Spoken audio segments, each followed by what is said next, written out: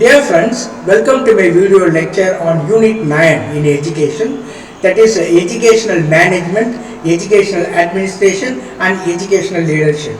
It is given there as கல்வி மேலாண்மை நிர்வாகம் மற்றும் தலைமை. தமிழிலே தான் நான் பேச போகின்றோம். இது தமிழ் காணொளி.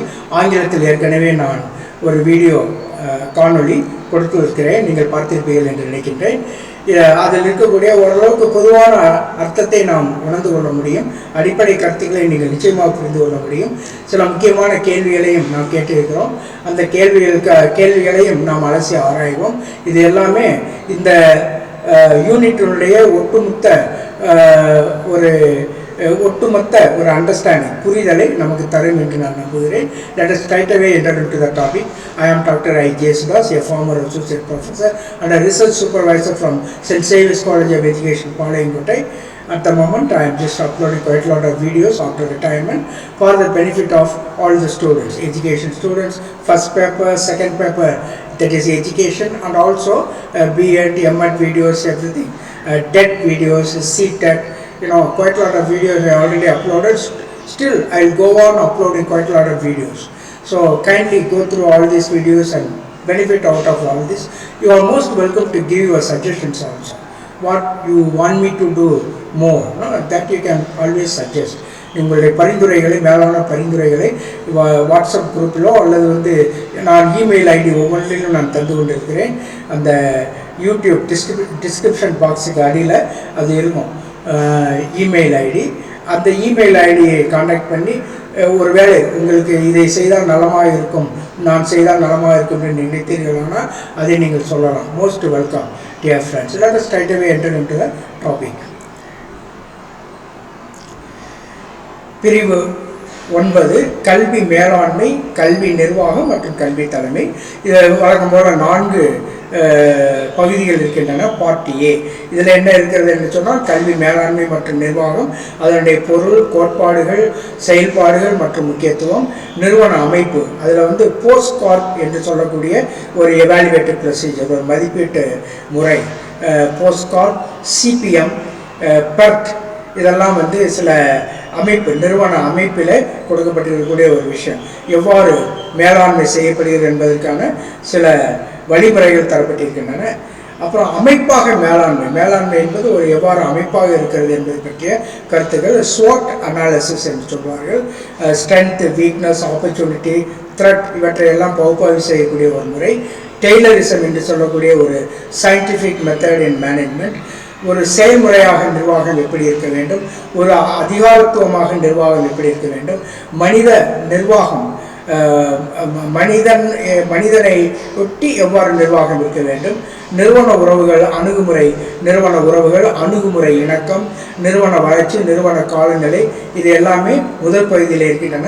2ஆம் பகுதியில் கல்வி நிர்வாகத்தினுடைய தலைமை பற்றி பேசிவிட்டோம். அதனுடைய கோட்பாடுகள், அதனுடைய பண்புகள், சேஞ்ச் லீடர்ஷிப் என்று சொல்லக்கூடிய அந்த மாறி வரும் தலைமைத்துவம் என்றெல்லாம் இந்த பகுதியிலே நாம் பேசுகின்றோம். கல்வி நிர்வாகத்தில் தலைமை, பொருள் மற்றும் இயல்பு, தலைமைத்துவத்திற்கான அணுகுமுறைகள், பண்பு, மாற்றம், பரிவர்த்தனை, டிரான்சாக்ஷன், மதிப்பு அடிப்படையிலான நிர்வாகம், அதாவது value based management, cultural management, உலகியல் மற்றும் இன்ஃப்ளூயன்ஷியல் மேனேஜ்மெண்ட், உலகியல் சைக்கலாஜிக்கல், சைக்கோ டைனாமிக் மேனேஜ்மெண்ட், தலைமைத்துவ மாதிரிகள், லீடர்ஷிப் மாடல்ஸ், அது பிளேக் மற்றும் மவுண்டனுடைய நிர்வாக கட்டமைப்பு, அது ஒரு மாடல்.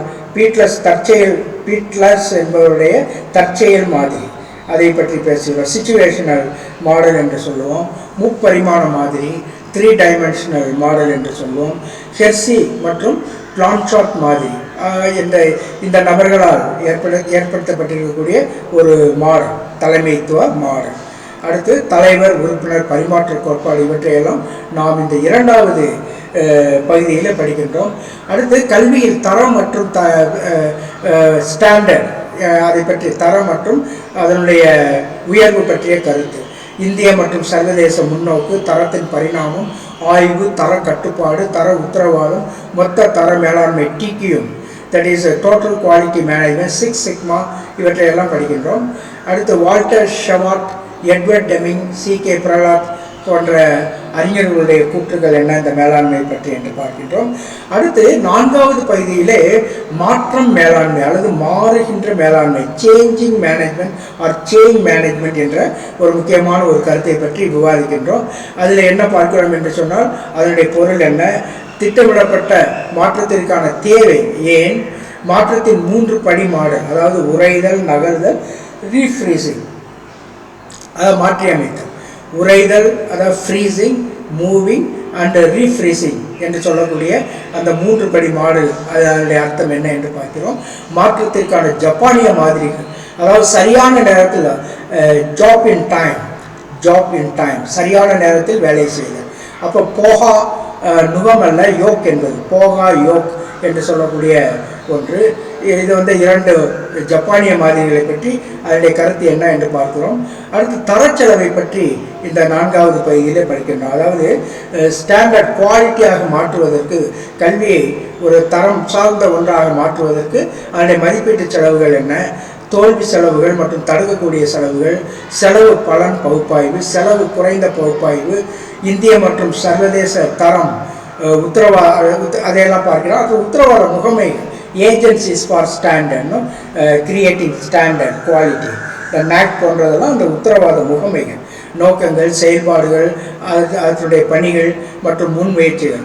உதாரணமாக தேசிய மதிப்பீட்டு அங்கீகார கவுன்சில் நாக், செயல்திறன் குறிகாட்டிகள், இந்திய தர கவுன்சில் QCI, உயர்கல்வியில் தர உத்தரவாத முகமைகளுக்கான சர்வதேச நெட்வொர்க் INQAAH.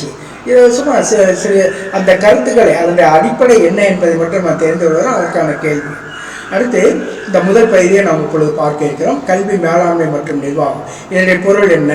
கல்வி மேலாண்மை இது ஒரு கல்வி நிறுவனத்தில் அதன் இலக்குகளை திறம்பட மிக திறமையாக அடைய திட்டமிடுதல், ஒழுங்கமைத்தல், இயக்குதல் மற்றும் கட்டுப்படுத்தல் ஆகியவற்றை குறிப்பதுதான் கல்வி மேலாண்மை.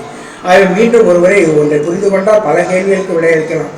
இந்த எஜுகேஷன் மேனேஜ்மெண்ட் என்று சொன்னால் என்ன என்றால், அதனுடைய அர்த்தம் என்ன என்று சொன்னால், கல்வி நிறுவனத்தில் அதன் இலக்குகளை, ரொம்ப முக்கியமானது அப்ஜெக்டிவ்ஸ், அதன் இலக்குகளை திறம்பட மற்றும் திறமையாக அடைய திட்டமிடுதல், ஒழுங்கமைத்தல், இயக்குதல் மற்றும் கட்டுப்படுத்துதல் ஆகியவற்றை குறிப்பதுதான் கல்வி மேலாண்மை. சரியாக புரிந்து கொள்வோம். இதனுடைய கோட்பாடுகளாக எதை சொல்லலாம்? கல்வி மேலாண்மை என்பது குறிக்கோள்களுடைய தெளிவு, கட்டளையின் ஒற்றுமை, அதிகாரம் மற்றும் பொறுப்பு, ஒழுக்கம், நெகிழ்வுத்தன்மை போன்றவை கல்வி அமைப்புகளுக்கு ஏற்ப வடிவமைக்கப்படுவது, அதைத்தான் கல்வி மேலாண்மை என்று சொல்லுவது. இந்த கோட்பாடு, கல்வி மேலாண்மை கோட்பாடு என்ன என்று சொன்னால், கல்வி மேலாண்மை என்பது குறிக்கோள்களுடைய தெளிவு, கட்டளையின் அதிகாரத்தினுடைய, அதாவது அதிகார அந்த செயல்பாடுகளுடைய ஒற்றுமை, அந்த விதிகளின் படி நடக்கக்கூடிய அதனுடைய அந்த ஒற்றுமை, அதிகாரம் மற்றும் பொறுப்பு, ஒழுக்கம், நெகிழ்வுத்தன்மை போன்றவை கல்வி அமைப்புகளுக்கு ஏற்ப வடிவமைக்கப்படுவது. இதனுடைய செயல்பாடுகள் மற்றும் முக்கியத்துவம் என்று பார்க்கின்ற பொழுது, செயல்பாடுகளில் திட்டமிடல், ஒழுங்கமைத்தல், பணியாளர்கள், இயக்குதல், ஒருங்கிணைத்தல், அறிக்கை செய்தல் மற்றும் வரவு செலவு திட்டம் ஆகியவையெல்லாம் அடங்கும். செயல்பாடுகளில் திட்டமிடல், ஒழுங்கமைத்தல், பணியாளர்கள், இயக்குதல், ஒருங்கிணைத்தல், அறிக்கை செய்தல் மற்றும் வரவு செலவு திட்டம் ஆகியவை அடங்கும். அடுத்து நிறுவன அமைப்பு, நிறுவன அமைப்பு இது ஒரு கல்வி நிறுவனத்தினுடைய நிறுவன அமைப்பு மற்றும் கலாச்சாரத்தை மேம்படுத்துதல் மற்றும் வலுப்படுத்துதல் ஆகியவற்றை உள்ளடக்கியது. கல்வி நிறுவனத்துடைய நிறுவன அமைப்பு மற்றும் கலாச்சாரத்தை மேம்படுத்துதல் மற்றும் வலுப்படுத்துதல், அதை வலுவாக்குதல் ஆகியவற்றை உள்ளடக்கியது. கல்வி நிர்வாகம் தலைமைத்துவ மேம்பாடு, குழுப்பணியை வளர்ப்பது, தகவல் தொடர்பு சேனல்ஸ் ஊடகங்களை மேம்படுத்துதல் மற்றும் பயனுள்ள நிர்வாக கட்டமைப்பை நிறுவுதல் ஆகியவற்றிலே கவனம் செலுத்துகிறது. கல்வி நிர்வாகம் என்பது தலைமைத்துவ, கல்வி மேலாண்மை என்பது கல்வி நிர்வாகம் என்பது. கல்வி நிர்வாகம் அந்த அதிகார அம்சங்களை கொண்டிருப்பது. அதாவது ஒரு பாலிசி மேக்கிங் என்று சொல்லுகின்றோமே, கொள்கை அளவில் முடிவெடுப்பதால் அந்த கல்வி நிர்வாகத்தில்.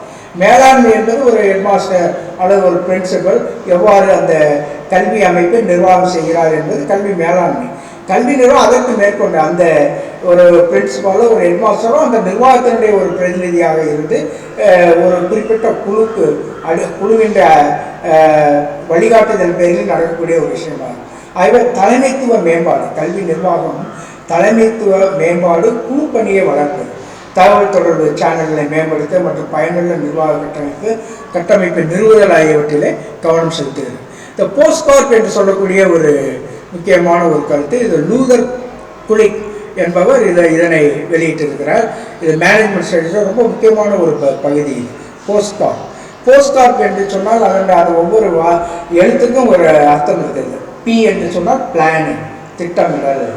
ஓ என்றால் ஆர்கனைசிங், ஒழுங்கமைத்தல். எஸ் என்று சொன்னால் ஸ்டாஃபிங், சரியான பணியாளர்களை நியமித்தல், அதான் எஸ். டி என்று சொன்னால் டைரக்டிங், இயக்குதல். அடுத்து CO ரெண்டு சேர்த்து சொன்னால் கோஆப்ரேட்டிங், ஒத்துழைத்தல், ஒருங்கிணைத்தல் என்று கொலாபரேட்டிங் அல்லது கோஆப்ரேட்டிங், அதுதான் இந்த CO என்று சொல்வது.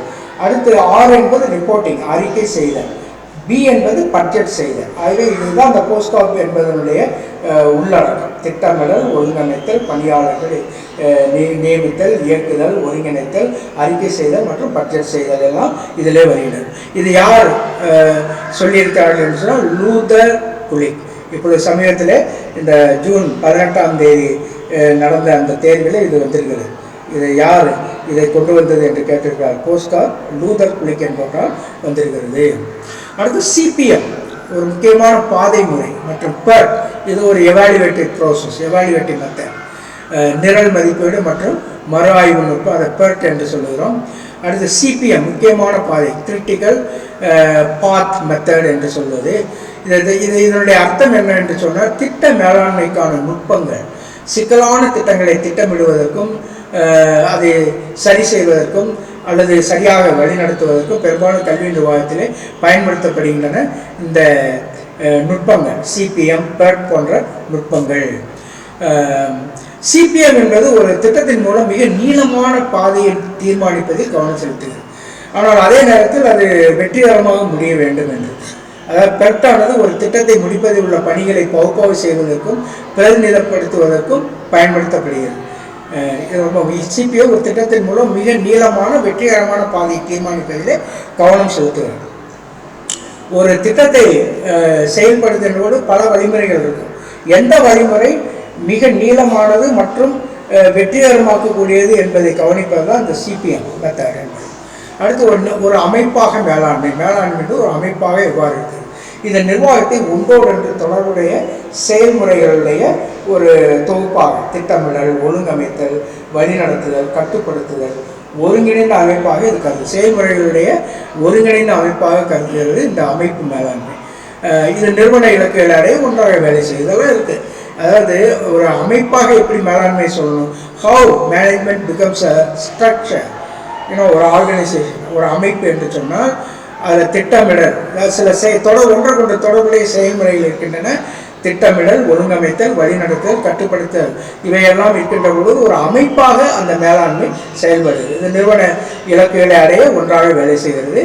ஒரு அமைப்பாக மேலாண்மை ஒரு அமைப்பு என்பது கருத்துக்களுடைய முக்கியத்துவத்தையும் கல்வி சூழலில் ஏற்படும் மாற்றங்களுக்கு ஏற்பவும் வலியுறுத்துது. கருத்துக்களுடைய முக்கியத்துவம் என்று சொன்னால் பின்னூட்ட தகவல்களுடைய முக்கியத்துவம், கல்வி சூழலில் ஏற்படும் மாற்றங்களுக்கு ஏற்ப இது நடைபெறுகிறது. ஒரு அமைப்பாக இது மாறுகிறது. அடுத்து SWOT பகுப்பாய்வு என்று சொல்வார்கள்.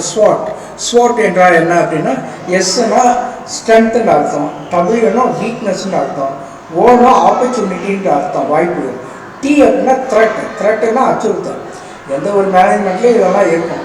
அதாவது ஒரு மேனேஜ்மெண்ட்டுடைய ஸ்ட்ரென்த்து அப்படின்னு ஒன்று இருக்கும், பலவீனங்களுக்கு ஒன்று இருக்கும், இன்னும் வளர்ச்சிகளுக்கான வாய்ப்புகள் அங்கே இருக்கும், அதோட அச்சுறுத்தல்கள் சில த்ரெட்ஸ் வெளியிலேருந்தோ உள்ளிருந்தோ வரக்கூடிய த்ரெட்ஸ் இருக்கும். இதை பகுப்பாய்வு செய்வது தான் SWOT அனாலிசிஸ்ன்னு சொல்கிறது. SWOT பகுப்பாய்வு முன்னேற்றம் மற்றும் வளர்ச்சிக்கான உத்திகளை வகுப்பதற்கான உள்திறன்கள் மற்றும் வெளிப்புற காரணிகளை மதிப்பிட கல்வி நிர்வாகிகளுக்கு உதவுகிறது. இந்த SWOT பகுப்பாய்வினுடைய நோக்கம் என்ன, முன்னேற்றம் மற்றும் வளர்ச்சிக்கான உத்திகளை வகுப்பதற்கான உள்திறன்கள் மற்றும் வெளிப்புற காரணிகளை மதிப்பிட கல்வி நிர்வாகிகளுக்கு உதவுகிறது. அடுத்து டெய்லரிசம், இது அறிவியல் மேலாண்மை. அதாவது டெய்லர் என்பவர் இதை கொண்டு வந்தார். இதனுடைய முக்கியமான ஒரு விஷயம் என்ன என்று சொன்னால், இது அறிவியல் சார்ந்த மேலாண்மை. எவ்வாறு கால்குலேட் செய்வது, நேரத்தை எவ்வாறு நிர்வகிப்பது, அதில் திறமை மிக்க ஆட்களை எவ்வாறு கண்டுபிடிப்பது, அந்த திறமை மிக்க ஆட்களுக்கு எவ்வாறு அதிக வாய்ப்புகளை தருவது, அவர்களுக்கு அதிக ஊதியத்தை கொடுப்பது, இது போன்ற விஷயங்களை அறிவியல் பூர்வமாக ஆராய்வது, அல்லது அதற்கான பரிந்துரைகளை செய்வது தான் இந்த டெய்லரிசம். அறிவியல் மேலாண்மையானது செயல்திறன், தரப்படுத்துதல் மற்றும் உற்பத்தி திறனை மேம்படுத்த, தொழிலாளர் பிரிவினை வலியுறுத்துதல். நல்ல வேலை செய்யக்கூடியவங்க, ஒரு மாதிரி லெத்தார்ஜிக்காக சோம்பேறித்தனமாக இருக்கக்கூடியவங்க, இதெல்லாம் இது பார்க்குது. ஆனால் நன்றாக வேலை செய்யக்கூடியவர்களுக்கு எவ்வாறு இன்னும் நல்ல உற்பத்தி திறனை வளப்படுத்துகின்ற முறையில் அவர்களுக்கு அதிக வாய்ப்புகளை தருவது, அதிக சம்பளத்தை தருவது என்பது போன்ற விஷயங்களை எல்லாம் இவர் சொல்லுகின்றார். டெய்லரிசம் என்பது அறிவியல் மேலாண்மை. அறிவியல் மேலாண்மை என்பது கல்வி சூழல்களில் செயல்முறைகளை ஒழுங்குபடுத்துவதற்கும் கற்பித்தல் மற்றும் நிர்வாகத்திறனை மேம்படுத்துவதற்கும் பயன்படுத்தக்கூடியது. இதை பாசிட்டிவாக பார்த்தோம்னா கல்வி சூழலில் அறிவியல் மேலாண்மை கல்வி சூழல் செயல்முறைகளை ஒழுங்குபடுத்துவதற்கும் கற்பித்தல் மற்றும் நிர்வாகத்திறனை மேம்படுத்துவதற்கும் பயன்படுகிறது. அதாவது சில ஆசிரியர் பெருமக்கள் மிக நன்றாக வேலை செய்வார்கள், மேனேஜ்மெண்டோடு ரொம்ப இணைந்து செய்வார். சில பேர் எப்பொழுதுமே திட்டிக் கொண்டே இருப்பார்கள். அப்போது அந்த அந்த மேனேஜர் என்ன செய்வார், ஒரு ஹெட்மாஸ்டரோ பிரின்சிபாலோ இணைந்து செயல்படக்கூடியவர்கள், நோக்கங்களை வென்றெடுக்கக்கூடிய ஒருவருக்கு அதிக வாய்ப்புகள் நிச்சயம் தருவார். அவர்களை தான் முக்கிய பணிகளெல்லாம் ஈடுபடுத்துவார். இதெல்லாம் இந்த அறிவியல் சூழ்நிலையில் வரக்கூடிய அறிவியல் மேலாண்மை வரக்கூடிய சில முக்கியமான அம்சங்கள். ஆகவே கல்வி சூழல்களில் செயல்முறைகளை ஒழுங்குபடுத்துவதற்கு, கற்பித்தல் மற்றும் நிர்வாகத்திறனை மேம்படுத்துவதற்கு பயன்படுகிறது. ஒரு செயல்முறையாக நிர்வாகம் எவ்வாறு இருக்கின்றது? ஒரு குறிப்பிட்ட கல்வி நோக்கங்களை அடைவதை நோக்கமாக கொண்ட ஒன்றோடொன்று இணைக்கப்பட்ட செயல்பாடுகளுடைய தொகுப்பு தான் நிர்வாகம் ஒரு செயல்முறை என்பது. அதாவது திட்டமிடல், ஒழுங்கமைத்தல், பணியாளர்கள் இயக்குதல், கட்டுப்படுத்தல் ஒரு செயல்முறையாக நிர்வாகத்தை பார்ப்பது. செயல்முறையாக நிர்வாகத்தை பார்ப்பது எவ்வாறு? திட்டமிடல், ஒழுங்கமைத்தல், பணியாளர்களை நியமித்தல், இயக்குதல், கட்டுப்படுத்தல் போன்ற ஒன்றோடு இணைக்கப்பட்ட செயல்பாடுகளுடைய ஒரு தொகுதி. ஒரு நிர்வாகத்தை எப்படி ஒரு அதிகாரத்துவமாக பார்ப்பது?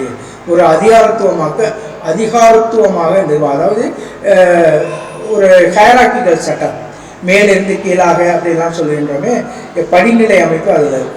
படிநிலை அமைப்பு தொழிலாளர்களுடைய தெளிவான பிரிவு, விதிகள் மற்றும் நடைமுறைகள் மற்றும் ஆள்மாறான உறவுகளிலே கவனம் செலுத்துகிறது. பெரிய கல்வி நிறுவனங்களில் நிலையானது மற்றும் ஒழுங்குமுறைகளுக்கு இணங்குவதை உறுதி செய்வதற்கு இது ஒரு பொதுவான ஒரு தகவலை தருகிறது. பெரிய கல்வி நிறுவனங்கள் நிலையானது மற்றும் ஒழுங்குமுறைகளுக்கு இணங்குவதை உறுதி செய்கிறது இந்த அதிகாரத்துவ மிக்க நிர்வாகம். ஏன்னா திட்டவட்டமான ரூல்ஸ் இருக்கும், அதை மீறினால் இப்படியெல்லாம் இருக்கும். அது எல்லாமே விதிமுறைகளின் படி நடக்கும். அதாவது தினமும் காலையில் சரியாக இந்த நேரத்துக்கு வர வேண்டும்னு எல்லாரும் வருவார்கள். தொடர்ந்து ஒரு ஆசிரியர் வரவில்லை என்றால் எப்போதுமே தாமதம் வருகிறார் என்று சொன்னால் அதற்கென்று சில விதிகள் வைத்திருப்பார். அதை எப்படி சரி செய்வது என்று. இதெல்லாம் இந்த அதிகாரத்துவம் மிக்க நிர்வாகத்தில் வரக்கூடியது. அதற்கான அதிகாரம் மேலே இருக்கக்கூடிய ஒரு தலைமை ஆசிரியருக்கோ ஒரு பிரின்சிபாலுக்கோ தரப்பட்டிருக்கும். நிர்வாகத்திற்கான மனித உறவுகள் அணுகுமுறை. நிர்வாகத்திற்கான மனித உறவுகள் அணுகுமுறை நிறுவன அமைப்புகளில் மனித நடத்தை, உந்துதல், மோட்டிவேஷன் மற்றும் தனிப்பட்ட உறவுகளை புரிந்து கொள்வதற்கான முக்கியத்துவத்தை வலியுறுத்துகிறது. நிர்வாகத்திற்கான மனித உறவுகள் அணுகுமுறை பங்கேற்பு, முடிவெடுத்தல், பணியாளர் திருப்தி மற்றும் ஆதரவான நிறுவன சூழலை ஊக்குவிக்கின்றது. அதைத்தான் மனித உறவுகள் அணுகுமுறைன்னு சொல்றோம். ரொம்ப முக்கியமானது. முடிவெடுத்ததில் பங்கேற்கிறார்கள், முக்கியமானது. அதே நேரத்தில் பணியாளர்கள் திருப்தியுடன் இருக்கிறார்கள், பணி செய்கிறார்கள். அப்படிப்பட்ட ஒரு ஆதரவான நிறுவன சூழல் இருக்கிறது. அதை ஊக்குவிப்பது தான் இந்த நிர்வாகத்திற்கான மனித உறவுகள் அணுகுமுறை. அடுத்து நிறுவன இணக்கம். இணங்கி செல்வது நிறுவன இணக்கம்.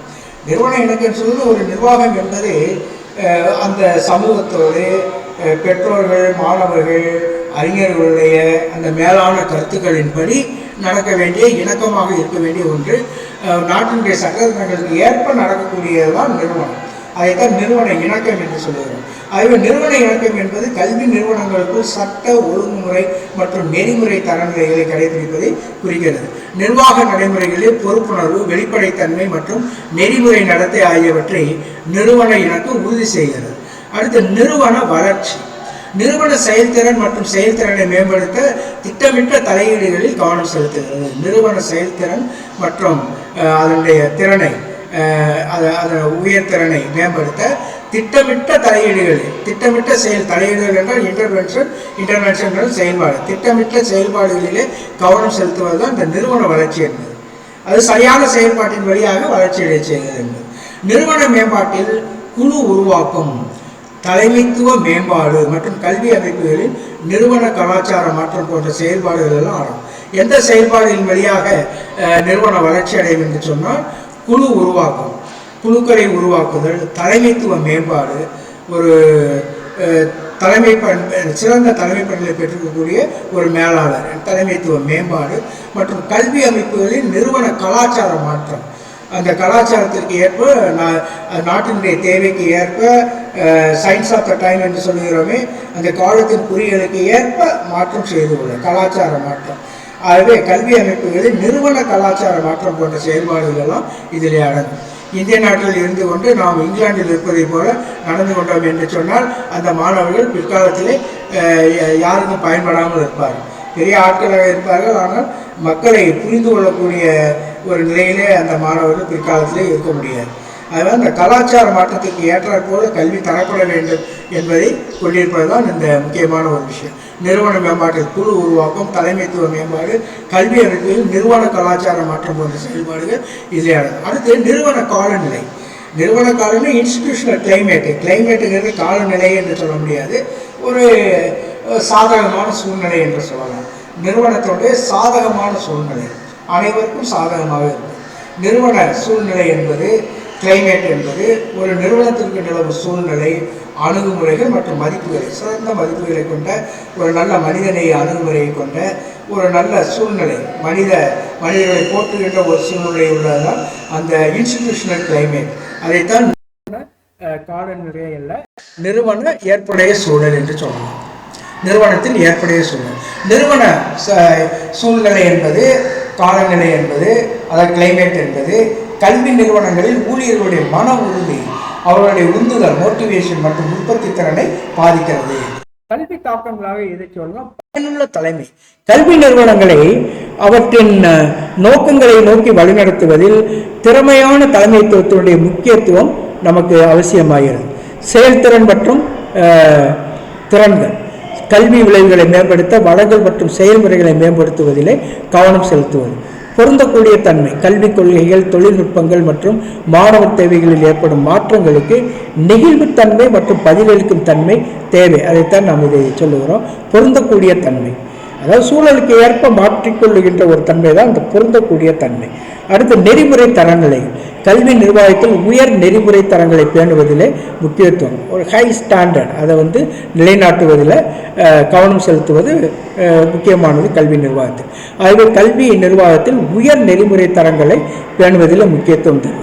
மனிதனை மையமாக கொண்ட அணுகுமுறை என்று இருக்கிறது. நிறுவன வெற்றியில் மனித காரணிகளின் பங்கை ஒப்புக்கொள்வது, நேர்மறையான உறவுகளை வளர்ப்பது மற்றும் ஆதரவான சூழலை ஏற்படுத்துவது தான் மனிதனை மையமாக கொண்ட அணுகுமுறை. மேலாண்மையில் மனிதனை மையமாக கொண்ட அணுகுமுறை என்று சொன்னால் நிறுவன வெற்றியில் மனிதர்களுடைய, அதாவது வேலை செய்பவர்களுடைய பங்கினை ஒப்புக்கொள்வது, அவர்கள் இல்லாமல் அந்த நிறுவனம் இல்லை என்று ஏற்றுக்கொள்வது, நேர்மறையான உறவுகளை வளர்ப்பது மற்றும் ஆதரவான சூழல்.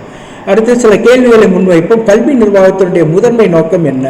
லாபத்தை அதிகப்படுத்துதல், கற்பித்தல் தரத்தை மேம்படுத்துதல், ஆசிரியர் பணிச்சுமையை குறைத்தல், மாணவர் எண்ணிக்கையை குறைத்தல். கற்பித்தல் தரத்தை மேம்படுத்துவதுதான் முக்கியமானது. கல்வி நிர்வாகத்தினுடைய முதன்மை நோக்கம் என்ன என்று சொன்னால் கற்பித்தல் தரத்தை மேம்படுத்துதல். கல்வி நிறுவனங்களுடைய திறன் மற்றும் உயர் திறனை மேம்படுத்துவதை நோக்கமாக கொண்டுள்ளது. முதன்மையாக கற்பித்தல் மற்றும் கற்றல் செயல்முறைகளை மேம்படுத்துவதன் மூலம் அதை செய்கிறது. கற்பித்தல் மற்றும் கற்றல் செயல்முறை மேம்படுத்துவதன் மூலம் கல்வி நிறுவனங்கள் திறன் மற்றும் செயல்திறனை மேம்படுத்துவதை நோக்கமாக கொண்டுள்ளது. அடுத்து பாடத்திட்ட மேம்பாடு தொடர்பாக கல்வி நிர்வாகத்தினுடைய முக்கிய செயல்பாடு என்ன? பாடத்திட்ட கலைத்திட்ட மேம்பாடு தொடர்பாக கல்வி நிர்வாகத்தினுடைய முக்கிய செயல்பாடு என்ன? அறிவுறுத்தல் திட்டங்களை வடிவமைத்தல் தான் ரொம்ப முக்கியம். அதாவது 4 வாசகங்கள் தரப்பட்டிருக்கின்றன. தரப்படுத்தப்பட்ட சோதனைகளை செயல்படுத்துதல், அறிவுறுத்தல் திட்டங்களை வடிவமைத்தல், ஒழுங்கு கொள்கைகளை செயல்படுத்தல், பள்ளி நிதிகளை நிர்வகித்தல். எது சரியான பதிலாக இருக்கும்? பாடத்திட்ட மேம்பாடு தொடர்பாக கல்வி நிர்வாகத்தின் முக்கிய செயல்பாடு என்ன? அறிவுறுத்தல் திட்டங்களை வடிவமைத்தல். கல்வி இலக்குகளை அடைய பாடத்திட்டத்தை வடிவமைத்து செயல்படுத்துவதில் கல்வி நிர்வாகம் முக்கிய பங்கு வகிக்கிறது. அடுத்து நிறுவன அமைப்பு, அதில் தான் போஸ்ட்கார்ப், சிபிஎம், பெர்ட் என்று நாம் பார்க்கின்றோம். போஸ்ட்கார்ப் இதை பற்றிய கேள்வி என்ன கேட்கலாம் என்று சொன்னால், புதிய கல்வி நிறுவனத்தை உருவாக்கும் அல்லது ஏற்கனவே உள்ள கல்வி நிறுவனத்தை உருவாக்கும் செயல்முறையை எந்த சொல் குறிக்கிறது? நிறுவன அமைப்பு, நிர்வாக மறுசீரமைப்பு, பாடத்திட்ட சீர்திருத்தம், மாணவர் சேர்க்கை. ஆகவே புதிய கல்வி நிறுவனத்தை உருவாக்குகின்ற அல்லது ஏற்கனவே உள்ள கல்வி நிறுவனத்தை உருவாக்கும் செயல்முறைக்கு பேர் நிறுவன அமைப்பு. கல்வி நிறுவனங்களுடைய திறனையும் செயல்திறனையும் மேம்படுத்துவதற்காக நிறுவுதல் அல்லது மேம்படுத்தல் என்பது நிறுவன அமைப்பாகும். போஸ்ட்கார்ப் என்பதன் சுருக்கம் திட்டமிடல். அதனுடைய சுருக்கம் என்ன? போஸ்ட்கார்ப்னா என்னது? அதை ஏற்கனவே நம்ம பார்த்தோம். திட்டமிடல், ஒழுங்கமைத்தல், பணியாளர்கள், இயக்குதல், ஒருங்கிணைத்தல், அறிக்கை செய்தல், பட்ஜெட் செய்தல். இந்த போஸ்ட்கார்ப்னா பி என்பது பிளானிங், ஓ என்பது ஆர்கனைசிங், எஸ் என்பது ஸ்டாஃபிங் பணியாளர்கள் நியமித்தல், டி என்பது டைரக்டிவ் இயக்குதல், சிஓ என்பது கோஆர்டினேட்டிங் ஆர் கொலாபரேட்டிங் கூட்டாக சேர்ந்து செய்யும். அடுத்து ஆர் என்பது ரிப்போர்ட்டிங், பி என்பது பட்ஜெட்டிங். ரிப்போர்ட்டிங்னா இதுதான், இது முக்கியமான ஒன்று. போஸ்ட்கார்ப் என்பது லூதர் குளிக்கால் உருவாக்கப்பட்ட நிர்வாக செயல்பாடுடைய கட்டமைப்பு. இது அத்தியாவசிய நிர்வாக செயல்பாடுகளை வலியுறுத்துகிறது. திட்ட நிர்வாகத்தில் சிபிஎம் கிரிட்டிக்கல் பாத் மெத்தட் முதன்மையாக எதற்காக பயன்படுத்தப்படுகிறது? திட்ட செலவுகளை மதிப்பிடுவது, திட்டமிடல் நடவடிக்கைகள், வளங்களை ஒதுக்கீடு செய்தல், திட்ட அபாயங்களை மதிப்பிடுதல். அந்த திட்ட சிபிஎம் கிரிட்டிக்கல் பாத் மெத்தட் என்பது எதற்காக பயன்படுத்துனா திட்டமிடல் நடவடிக்கைகளுக்காக.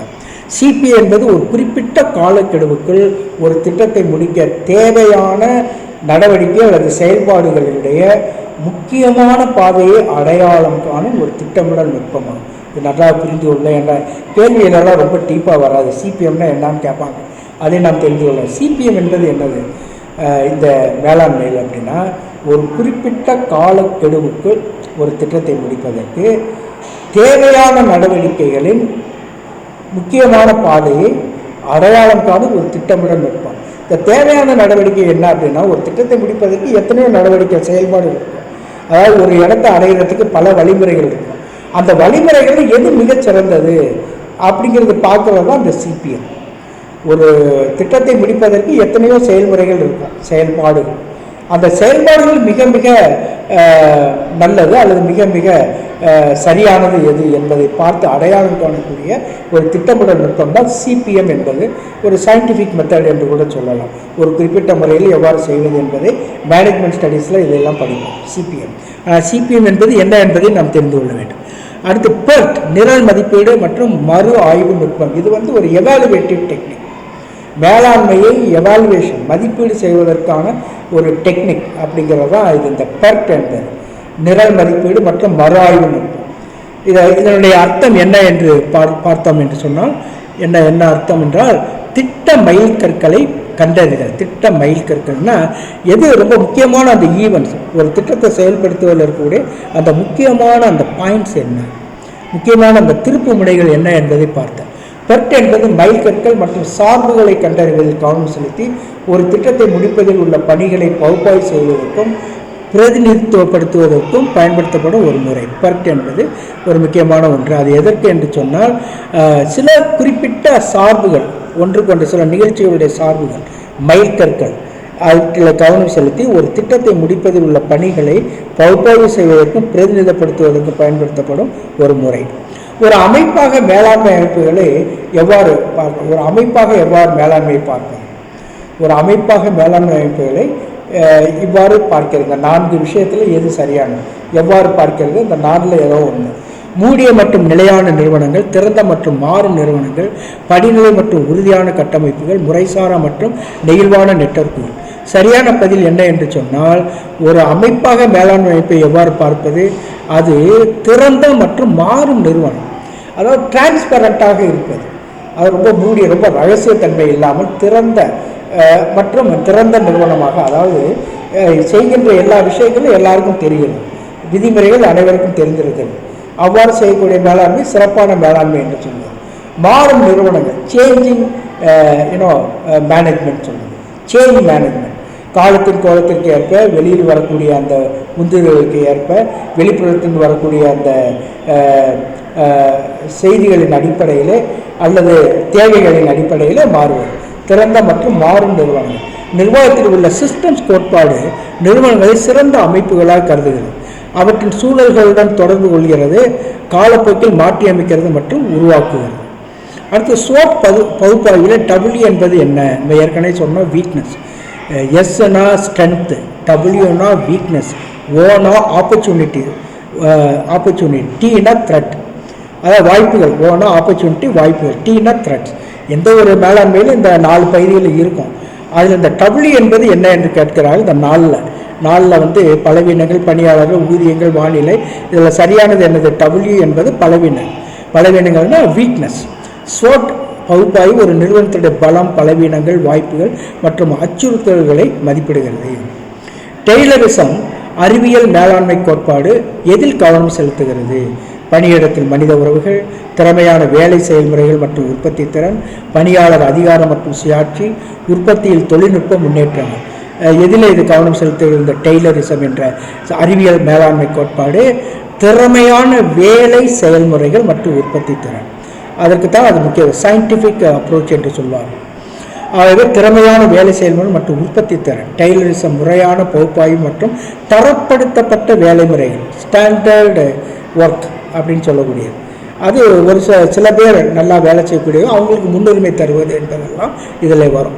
டெய்லரிசம் முறையான பகுப்பாய்வு மற்றும் தரப்படுத்தப்பட்ட வேலை முறைகள் மூலம் செயல்திறனை மேம்படுத்துவதை வலியுறுத்துகிறது.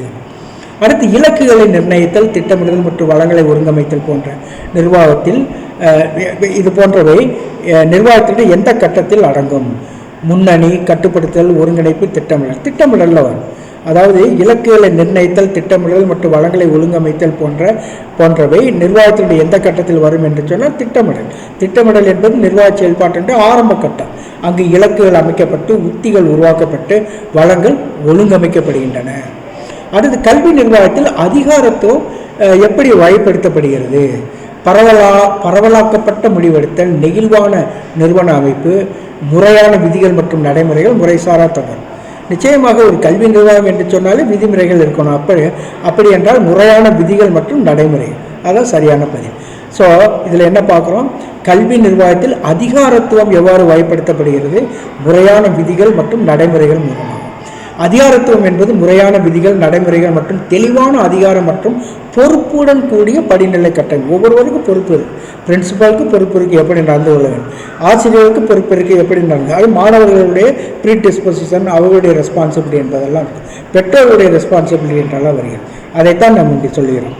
தெளிவான அதிகாரம் மற்றும் பொறுப்புடன் கூடிய படிநிலை கட்டமைப்பை உள்ளடக்கியது தான் இந்த அதிகாரத்துவம். கல்வி நிர்வாகத்தில் அதிகாரத்துவம் என்பது அதனுடைய அர்த்தம். நிர்வாகத்திற்கான மனித உறவுகளுடைய அணுகுமுறை எதை வலியுறுத்துகிறது?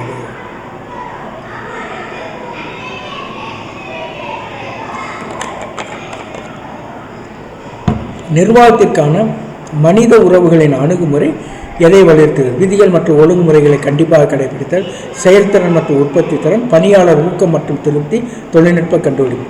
அதாவது மனிதர்கள் அப்படின்னு சொன்னாலே பணியாளர்களுடைய திருப்தி என்பது நமக்கு ஞாபகத்திற்கு வர வேண்டும். மனித உறவுடைய அணுகுமுறை என்று சொன்னால் நிச்சயமாக பணியாளர் ஊக்கம் மற்றும் திருப்தி. பணியாளர் இந்த அணுகுமுறை நிறுவன செயல்திறனை மேம்படுத்துவதற்காக பணியாளருடைய ஊக்கம், திருப்தி. அவர்கள் ஊக்கம் நிறைந்த பணியாளர்களாக திருப்தியாக இருந்தால்தான் நிர்வாகத்தில் செயல்திறன் அதிகரிக்கும். அதுதான் இதனுடைய அர்த்தம். ஆகவே அந்த ஹியூமன் ரிலேஷன்ஸ் அப்ரோச் என்று சொல்லக்கூடிய மனித உறவுகள் அணுகுமுறை என்பது நிறுவன செயல்திறனை மேம்படுத்த பணியாளர்களுடைய ஊக்கம், திருப்தி மற்றும் தனிப்பட்ட உறவுகளை புரிந்து கொள்வது மற்றும் மேம்படுத்துவது ஆகியவற்றில் கவனம் செலுத்துவது. நிறுவன இணக்கம் என்பது எதை குறிக்கிறது? நிறுவன இயக்கம், சட்ட மற்றும் ஒழுங்குமுறை தேவைகளை பூர்த்தி செய்தல், நிதி இலக்குகளை அடைதல், புதிய தயாரிப்புகளை உருவாக்குதல், சந்தை பங்கை விரிவுபடுத்தல். நிச்சயமாக இணங்கி செல்வது, அதாவது ஊரோடு ஒட்டிவாள் என்று சொல்வது போல ஒரு நிர்வாக மேலாண்மை என்பது அந்த சமூக சூழலுடன் ஒத்துப்போக வேண்டும். ஆகவே சட்டம் மற்றும் ஒழுங்குமுறை தேவைகளை பூர்த்தி செய்வது என்பதுதான் சரியான பதிலாக இருக்கும். ஏன்னா ஒவ்வொரு நாட்டிற்கும் சட்டம் இருக்கிறது. அந்த சட்டத்தின் அடிப்படையில் எவ்வாறு நிர்வாகம் செய்வது என்பது முக்கியமான ஒன்று. தன்னிச்சையாக நாம் நடந்துவிட முடியாது. சட்டம் மற்றும் ஒழுங்குமுறை தேவைகளை பூர்த்தி செய்வதுதான் அந்த இணங்குதல் என்ற வார்த்தைக்கு அர்த்தம். ஆகவே நிர்வாக இணங்குதல் என்பது நெறிமுறை மற்றும் சட்ட ரீதியான நடத்தையை உறுதி செய்வதற்காக சட்டங்கள், ஒழுங்குமுறைகள் மற்றும் நிறுவன கொள்கைகளை கடைபிடிப்பதை உள்ளடக்கியது. அடுத்து நிறுவன வளர்ச்சியின் நோக்கமாக எதை சொல்லலாம்? ஊழியர்களுடைய வருவாய் அதிகரிப்பு, நிறுவன செயல்திறனை மேம்படுத்துதல், செயல்பாட்டு செலவுகளை குறைத்தல், சந்தை வரம்பை விரிவுபடுத்துதல். நிறுவன வளர்ச்சியுடைய நோக்கம் என்று சொல்லுவோம். நிறுவன செயல்திறனை மேம்படுத்துவது தான் நிறுவன வளர்ச்சியின் நோக்கம். நிறுவன செயல்திறனை மேம்படுத்துதல். நிறுவன வளர்ச்சியானது செயல்முறைகள், கட்டமைப்புகள் மற்றும் கலாச்சாரத்தில் திட்டமிட்ட தலையீடுகள் அல்லது செயல்பாடுகள் மூலம் நிறுவன செயல்திறனை மேம்படுத்துவதிலே கவனம் செலுத்துகிறது. ஆகவே நிறுவன வளர்ச்சி என்பது நிறுவன செயல்திறனை மேம்படுத்துவதிலே கவனம் செலுத்துவது என்பதை புரிந்து கொள்ளும். நிறுவன காலநிலை என்பது தட்பவெப்ப நிலை அல்ல, அதாவது ஏதுவான சூழ்நிலை. நிறுவன சூழ்நிலை ஏதுவான பணியிடத்தில் முதல் நிறுவன கலாச்சாரம் பற்றிய ஊழியர்களுடைய கருத்து, வணிக நடவடிக்கைகளை பாதிக்கும் சந்தை நிலைமைகள், தொழில்நுட்ப உள்கட்டமைப்பு, இது சரியான பதிவு. நிறுவன இன்ஸ்டிடியூஷனல் கிளைமேட்னு சொல்லலாம். அந்த நிறுவன ஏதுவான சூழ்நிலை என்பது நிறுவன கலாச்சாரம் பற்றி ஊழியர்களுடைய கருத்து, அந்த பணிபுரிவர்களுடைய கருத்து, அதாவது சிறந்த கருத்தாக இருக்கிறது, அவர்கள் பாராட்டி நிற்கக்கூடிய கருத்தாக இருக்கிறது. நிறுவன கலாச்சாரம் பற்றி ஊழியர்களுடைய கருத்து, தலைமைத்துவ பாணி, தொடர்பு மற்றும் மன உறுதி உள்ளிட்ட பணிச்சூழலை பற்றி ஊழியர்களுடைய கூட்டு பார்வை, பணியாளர்களுடைய கூட்டு பார்வையை நிறுவன, அதாவது இன்ஸ்டிடியூஷனல் கிளைமேட் என்று சொல்லக்கூடிய நிறுவன ஏதுவான சூழ்நிலை பிரதிபலிக்கிறது. ஆகவே தலைமைத்துவ பாணி, தொடர்பு மற்றும் மன உறுதி உள்ளிட்ட பணிச்சூழலை பற்றி ஊழியர்களுடைய கூட்டு பார்வை. அவர் நன்றாக நினைக்கிறார், அதாவது நிர்வாகம் நன்றாக நடக்கிறது, நாம் சிறப்பான நிர்வாகத்தில் பணிபுரிகிறோம் என்ற ஒரு பார்வை. அதுதான் சிறந்த கிளைமேட், இன்ஸ்டிடியூஷனல் கிளைமேட். அதை புரிந்து கொள்ளும். அடுத்து இரண்டாவது பகுதி பார்ட் பி, கல்வி நிர்வாகத்தில் தலைமையை பற்றி நாம் பார்க்கின்றோம். அதனுடைய பொருள் என்ன, அதனுடைய பண்புகள் என்ன, அதில் இருக்கக்கூடிய கொள்கைகள், கோட்பாடுகள் என்ன என்பதையெல்லாம் நாம் இதிலே பார்க்கின்றோம். கல்வி நிர்வாகத்தில் தலைமை, பொருள் மற்றும் இயல்பு, தலைமைத்துவத்திற்கான அணுகுமுறைகள், பண்பு, மாற்றம், பரிவர்த்தனை, டிரான்சாக்ஷன், மதிப்பு அடிப்படையிலான மேலாண்மை, அட்மினிஸ்ட்ரேஷன். கல்வி நிர்வாகம் அட்மினிஸ்ட்ரேஷன், எஜுகேஷன் அட்மினிஸ்ட்ரேஷன், கலாச்சார, உலகியல் மற்றும் கவர்ச்சி, இன்ஃப்ளூயன்ஸ், தலைமைத்துவ மாதிரிகள், பிளேக் மற்றும் மவுண்டனுடைய நிர்வாக கட்டமைப்பு, பீட்லஸுடைய தற்செயல் மாதிரி, சிச்சுவேஷனல் மாடல், முப்பரிமாண model, 3D dimension, 3D model, Hersey மற்றும் பிளான்சார்ட் மாடல், தலைவர் உறுப்பினர் பரிமாற்ற கோட்பாடு, லீடர் மெம்பர் டிரான்சாக்ஷனல் பிரின்சிபல், இது எல்லாவற்றையும் நாம் பார்க்கின்றோம்.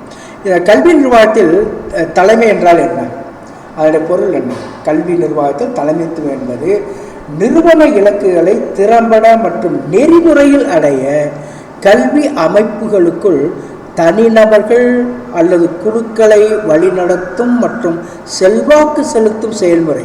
ஒவ்வொன்றுக்கும் ஒரு பொருள் இருக்கிறது, ரொம்ப ஆழமான பொருள் புரிந்தது இந்த ஒவ்வொரு வார்த்தையும். கல்வி நிர்வாகத்தில் தலைமைத்துவம் என்பது நிறுவன இலக்குகளை திறம்பட மற்றும் அது குறிப்பிட்ட நெறிமுறைகளை, இஷ்டத்திற்கு அல்ல, எல்லாரும் ஏற்றுக்கொள்ளத்தக்க அந்த நெறிமுறைகளை அடைய கல்வி அமைப்புகளுக்குள் தனிநபர்கள் அல்லது குழுக்களை வழிநடத்தும் மற்றும் செல்வாக்கு செலுத்தும் செயல்முறை. ஆகவே ஒரு லீடர் என் leader is one who influences others.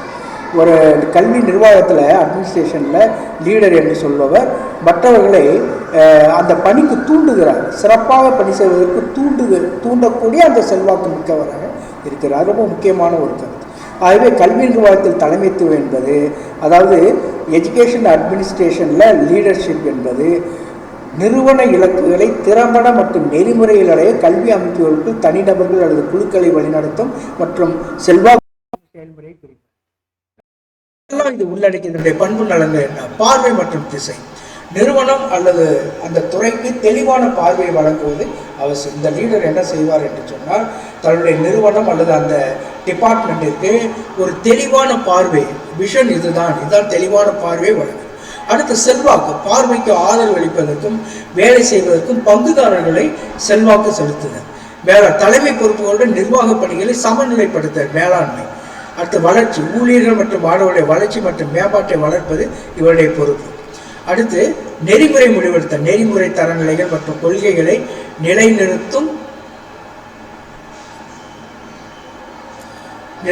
முடிவுகளை எடுத்தல். நெறிமுறை தரநிலைகள் மற்றும் கொள்கைகளை நிலைநிறுத்தும் முடிவுகளை எடுத்தல். தலைமைத்துவத்திற்கான அணுகுமுறைகள் என்று எதை பார்க்கலாம்? பண்பு அணுகுமுறை. திறமையான தலைவர்களுடைய உள்ளார்ந்த குணங்கள் மற்றும் பண்புகளை அடையாளம் காண்பதிலே பண்பு அணுகுமுறை கவனம் செலுத்துகிறது. பண்பு அணுகுமுறை சில குண அதிசயங்களை கொண்டிருப்பது. சில தலைவர்கள் பொதுவாக இது போன்ற குண அதிசயங்களை பெற்றிருக்க வேண்டும் என்று சொல்லுவது. புத்திசாலித்தனம், அது கவர்ச்சி, செல்வாக்கு செலுத்துகின்ற அந்த கவர்ந்து இருக்கக்கூடிய தன்மை, உள்ளார்ந்த குணங்கள் மற்றும் தலைமைத்துவ செயல்திறனுக்கு இவையெல்லாம் பங்களிக்கின்றன. அடுத்து மாற்றுத் தலைமை, மாறும் தலைமை, மாற்றுத் தலைமை. உயர் செயல்திறன் நிலைகளை அடைய பின்தொடர்புகளை ஊக்குவிக்கின்ற தலைமையை உள்ளடக்கிய இந்த மாற்றுத் தலைமை. மாற்றுவது ஆட்களை அவருடைய பணி தரத்தை மாற்றுவது என்று சொன்னோம். உயர் செயல்திறன் நிலைகளை அடைவதற்கு உதவுவதுதான் இந்த தலைமைத்துவனுடைய நோக்கம். மாற்றுத் தலைமை. மாற்றுத் தலைமையானது பார்வை, புதுமை மற்றும் தனிப்பட்ட வளர்ச்சியை வலியுறுத்துகிறது. அதாவது ஒரு நிறுவனத்தை பார்க்கின்ற பார்வையிலே பணியாளர்களை மாற்றுவது, புதுமையோடு அவர்களை செயல்பட தூண்டுவது, அவர்களுடைய தனிப்பட்ட வளர்ச்சியை வலியுறுத்துவது, இதெல்லாம் மாற்றுத் தலைமையானது செய்யும். Changing leadership. உருமாற்ற தலைமை பெரும்பாலும் நிறுவன மாற்றம் மற்றும் வளர்ச்சிக்கு வழிவகுக்கிறது. அடுத்து பரிவர்த்தனை தலைமை, டிரான்சாக்ஷனல் லீடர்ஷிப் என்று சொல்லுவோம். டிரான்சாக்ஷன் பரிவர்த்தனை தலைமை என்பது தலைவர்களுக்கும் பின்பற்றுவதற்கு இடையிலான பரிமாற்ற உறவை அடிப்படையாக கொண்டது. பரிவர்த்தனை தலைமையானது வெகுமதிகள், தண்டனைகள் மற்றும் தெளிவான பணி கட்டமைப்புகளிலே கவனம் செலுத்துவது. இது வழக்கமான செயல்பாடுகளை பராமரிப்பதிலும் குறுகிய கால இலக்குகளை அடைவதிலும் பயனுள்ளதாக இருக்கிறது. ஆகவே இந்த பரிவர்த்தனை தலைமை என்பது டிரான்சாக்ஷனல் லீடர்ஷிப் என்பது பரிவர்த்தனை தலைமை என்பது தலைவர்களுக்கும் பின்பற்றுவதற்கு இடையிலான பரிமாற்ற உறவை அடிப்படையாக கொண்டது. பரிவர்த்தனை தலைமையானது வெகுமதிகள், தண்டனைகள் மற்றும் தெளிவான பணி கட்டமைப்புகளை கவனம் செலுத்துவது.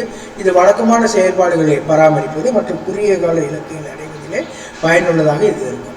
அடுத்து மதிப்பு அடிப்படையிலான தலைமை, வேல்யூ பேஸ்டு லீடர்ஷிப். மதிப்பு அடிப்படையிலான தலைமை. மதிப்பு அடிப்படையிலான தலைமையானது நெறிமுறை கோட்பாடுகள் மற்றும் மதிப்புகளை அடிப்படையாக கொண்டது. இது ஒருமைப்பாடு, நேர்மை மற்றும் சமூக பொறுப்பை வலியுறுத்துகிறது. வேல்யூ பேஸ்டு லீடர்ஷிப் ஒருமைப்பாடு, நேர்மை மற்றும் சமூக பொறுப்பை வலியுறுத்துகிறது. மதிப்பு அடிப்படையிலான தலைமைத்துவம் நெறிமுறை நடைமுறைகள் மற்றும் சமூக ஈடுபாட்டை நோக்கி முடிவெடுப்பதற்கு வழிகாட்டுகிறது. அடுத்து கலாச்சார தலைமை. இது கல்விச் சூழலில் கலாச்சார விதிமுறைகள், நம்பிக்கைகள் மற்றும் மதிப்புகளை கணக்கில் எடுத்துக்கொள்ளுது. கலாச்சார தலைமை கல்விச் சூழலில் கலாச்சார விதிமுறைகள், நம்பிக்கைகள் மற்றும் மதிப்பு, அதாவது எந்த இடத்தில் நிறுவனம் இருக்கிறதோ அதை சார்ந்த இடத்தினுடைய கலாச்சாரம், அங்கே இருக்கக்கூடிய விதிமுறைகள், நம்பிக்கை, இவற்றையெல்லாம் கருத்திலே கொண்டிருப்பது கலாச்சார தலைமை, கல்ச்சரல் லீடர்ஷிப். கலாச்சார தலைமைக்கு உணர்திறன் மற்றும் பல்வேறு கலாச்சார முன்னோக்குகளுக்கு தகவமைப்பு தேவை. அதாவது உணர்திறன், அங்கே கலாச்சார தலைமைக்கு உணர்திறன் ரொம்ப அவசியம். உணர்திறன் என்று சொல்லிட்ட பிறகு sensitivity to the immediate culture. அங்கே இருக்கக்கூடிய அந்த உடனடி கலாச்சாரத்தை புரிந்து கொள்ளக்கூடிய, உணரக்கூடிய திறன். Sensitivity to the culture, to the different, அது பல்வேறு கலாச்சார முன்னோக்குகளுக்கு தகவமைப்பு. அதாவது different cultural situations are there. அதையெல்லாம் அட்ஜஸ்டபிலிட்டி, அதை ஏற்றுக்கொள்ளக்கூடிய அல்லது அதற்கு அந்த இடத்துல அதை மாற்றிக்கொண்டிருக்கக்கூடிய ஒரு திறன், அது கலாச்சார தலைமைக்கு ரொம்ப அவசியம். அதே கலாச்சார தலைமையானது உள்ளடக்கம் மற்றும் கலாச்சார திறனை ஊக்குவிக்கிறது. அடுத்து மனோதத்துவ தலைமை, சைக்கோ டைனமிக் லீடர்ஷிப் என்று இதை சொல்லுவோம். மனோதத்துவ தலைமை, சைக்கோ டைனமிக் லீடர்ஷிப் தனிப்பட்ட மற்றும் குழு நடத்தைகளை புரிந்து கொள்வதற்கு உலகியல் கோட்பாடுகளிலிருந்து இந்த தலைமை ஏற்படுகிறது. சைக்கோ டைனமிக் லீடர்ஷிப் தனிப்பட்ட மற்றும் குழு நடத்தைகளை புரிந்து கொள்வதற்கு உலகியல் கோட்பாடுகளிலிருந்து பெறக்கூடியது தான் இந்த மனோதத்துவ தலைமை. இது சுய நினைவற்ற நோக்கங்கள், உணர்ச்சிகள் மற்றும் தனிப்பட்ட இயக்கவியல் ஆகியவற்றிலே கவனம் செலுத்துகிறது. சுய நினைவற்ற நோக்கம்னா அன்கான்சியஸ் அப்ஜெக்டிவ்ஸ், மிஸ்டீரியஸ் ஆறு ஹிடன் அப்ஜெக்டிவ்ஸ், சுய நினைவற்ற நோக்கங்கள், உணர்ச்சிகள் மற்றும் தனிப்பட்ட இயக்கவியல் ஆகியவற்றில் கவனம் செலுத்துகிறது. சைக்கோ டைனமிக் லீடர்ஷிப் என்பது சுய விழிப்புணர்வு மற்றும் தனிப்பட்ட உறவுகளை மேம்படுத்துவதை நோக்கமாக கொண்டிருக்கிறது. கவர்ச்சியான தலைமைத்துவம் தலைவருடைய கவர்ச்சி மற்றும் வற்புறுத்தும் முறையீட்டை மையமாக கொண்டுள்ளது. கவர்ந்திருக்கும் தலைமையானது தனிப்பட்ட காந்தம், பார்வை மற்றும் உற்சாகம் மூலம் பின்தொடர்பவர்களை ஊக்குவிக்கிறது. கவர்ச்சியான தலைமையானது நிறுவன இலக்குகளை நோக்கி ஆதரவையும் அர்ப்பணிப்பையும் திரட்ட முடியும். கவர்ச்சியான தலைமைனா காந்தம் போல மற்றவர்களை இழுக்கின்ற ஒரு செல்வாக்கு மிக்க பண்பு நலன். கவர்ச்சியான தலைமையானது நிறுவன இலக்குகளை நோக்கி ஆதரவையும் அர்ப்பணிப்பையும் திரட்ட முடியும். அடுத்து தலைமைத்துவ மாதிரிகள் என்று பார்க்கிறோம். தலைமைத்துவ மாடல்ஸ், அதில் முக்கியமானது பிளேக் மற்றும் மவுட்டனுடைய நிர்வாக கட்டமைப்பு. பிளேக் மவுட்டன்ஸ் மாடல் ஆஃப் லீடர்ஷிப், நிர்வாக கட்டமைப்பு. பிளேக் மற்றும் மவுட்டனுடைய மேலாளர் கட்டமைப்பு மக்கள் மீதான அக்கறை மற்றும் உற்பத்திக்கான அக்கறை ஆகியவற்றின் அடிப்படையில் தலைமைத்துவ பாணிகளை வகைப்படுத்துகிறது. ரெண்டு விஷயம், மக்கள் மீதான அக்கறை மற்றும் உற்பத்திக்கான அக்கறை இரண்டையுமே வைத்து தலைமைத்துவ பாணிகளை இது வகைப்படுத்துவது தான் இந்த பிளேக் மவுட்டனுடைய மேலாளர். எது ரொம்ப அதிகமாக இருக்குது, எது குறைவாக இருக்குது, அதாவது மக்கள் மீதான அக்கறை அதிகமாக இருக்கும், உற்பத்தி அக்கறை குறைவாக இருந்தால் என்ன நடக்கும், இது போன்ற விஷயங்களை சொல்லுவது தான் இந்த தலைமைத்துவ அந்த பாணிகளை வகைப்படுத்துவது தான் இந்த பிளேக் மவுட்டனுடைய மேலாளர் கட்டமைப்பு. பிளேக் மற்றும் மவுட்டனுடைய மேலாளர் கட்டமைப்பு சர்வாதிகாரம் முதல் குழு தலைமை வரையிலான 5 தலைமைத்துவ பாணிகளை அடையாளம் காட்டுகிறது. சர்வாதிகாரம்னா ஆட்டோகிராட்டிக், முழுமையாக அந்த தலைவரே எல்லாவற்றையும் செய்வது போன்ற அந்த அதிகாரம் கொண்டிருப்பது போன்ற ஒரு சர்வாதிகார தலைமை. அது குழு தலைமை என்பது எல்லாரையும் கலந்து பேசி குழுவோடு இணைந்து செல்லக்கூடிய ஒரு தலைமை. ஆகவே இதுதான் ரொம்ப முக்கியமானது. குழு தலைமை என்பது மிக முக்கியமானது என்று சொல்லலாம். அதுக்கு இடைப்பட்ட ஒரு 5 விஷயம். அது என்ன அப்படின்னு சொன்னால், ஏழ்மையான சிம்பிளிசிட்டி, உற்பத்தி அல்லது அழிவு, சாலையின் நடுப்பகுதி, கண்ட்ரி கிளப் மற்றும் குழு என்று 5 வகையான தலைவர்களை அடையாளம் காட்டுகிறது. ஏழ்மையான, உற்பத்தி அல்லது அழிவு, சாலையின் நடுப்பகுதினா இந்த பக்கம்லாம் அந்த பக்கம்லாம் நடுப்பகுதியில் இருக்கிறது, ரெண்டுக்கும் முக்கியத்துவம் தருது. அல்லது கண்ட்ரி கிளப் மற்றும் குழு. கண்ட்ரி கிளப் என்பது ஒரு குறிப்பிட்ட நல்ல லைக் மைண்டட் பர்சன்ஸ் எல்லாம் வச்சு செயல்படக்கூடிய ஒரு தலைமை. கடைசி குழு, எல்லாரையும் அரவணைத்து செல்லக்கூடிய அந்த குழு அமைப்பு. இதில் முக்கியமானது குழு அமைப்பு என்று சொல்வாங்க. லீடர்ஷிப் கிரிட் உருவாக்கியவருடைய கூற்றுப்படி குழு அணுகுமுறை தலைமையுடைய மிகவும் பயனுள்ள வடிவமாக கருதப்படுகிறது.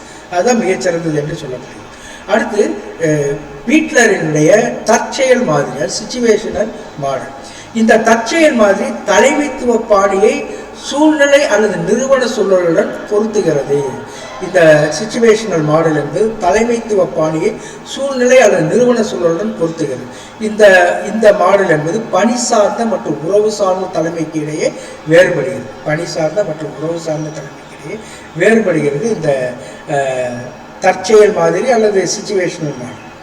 அதாவது ஆளுமை பணி நோக்கு நிலை மற்றும் மக்கள் நோக்கு நிலை நியாயமான நிலையானதாக இருப்பதால் இந்த மாதிரி தலைவருக்கு ஏற்றவாறு சூழ்நிலை மாற்றியமைக்க வேண்டும் என்று வலியுறுத்துகிறது. அதாவது பணி நோக்கு நிலை இருக்கிறது, மக்கள் நோக்கு நிலை இந்த ஆளுமையில் இருக்கிறது.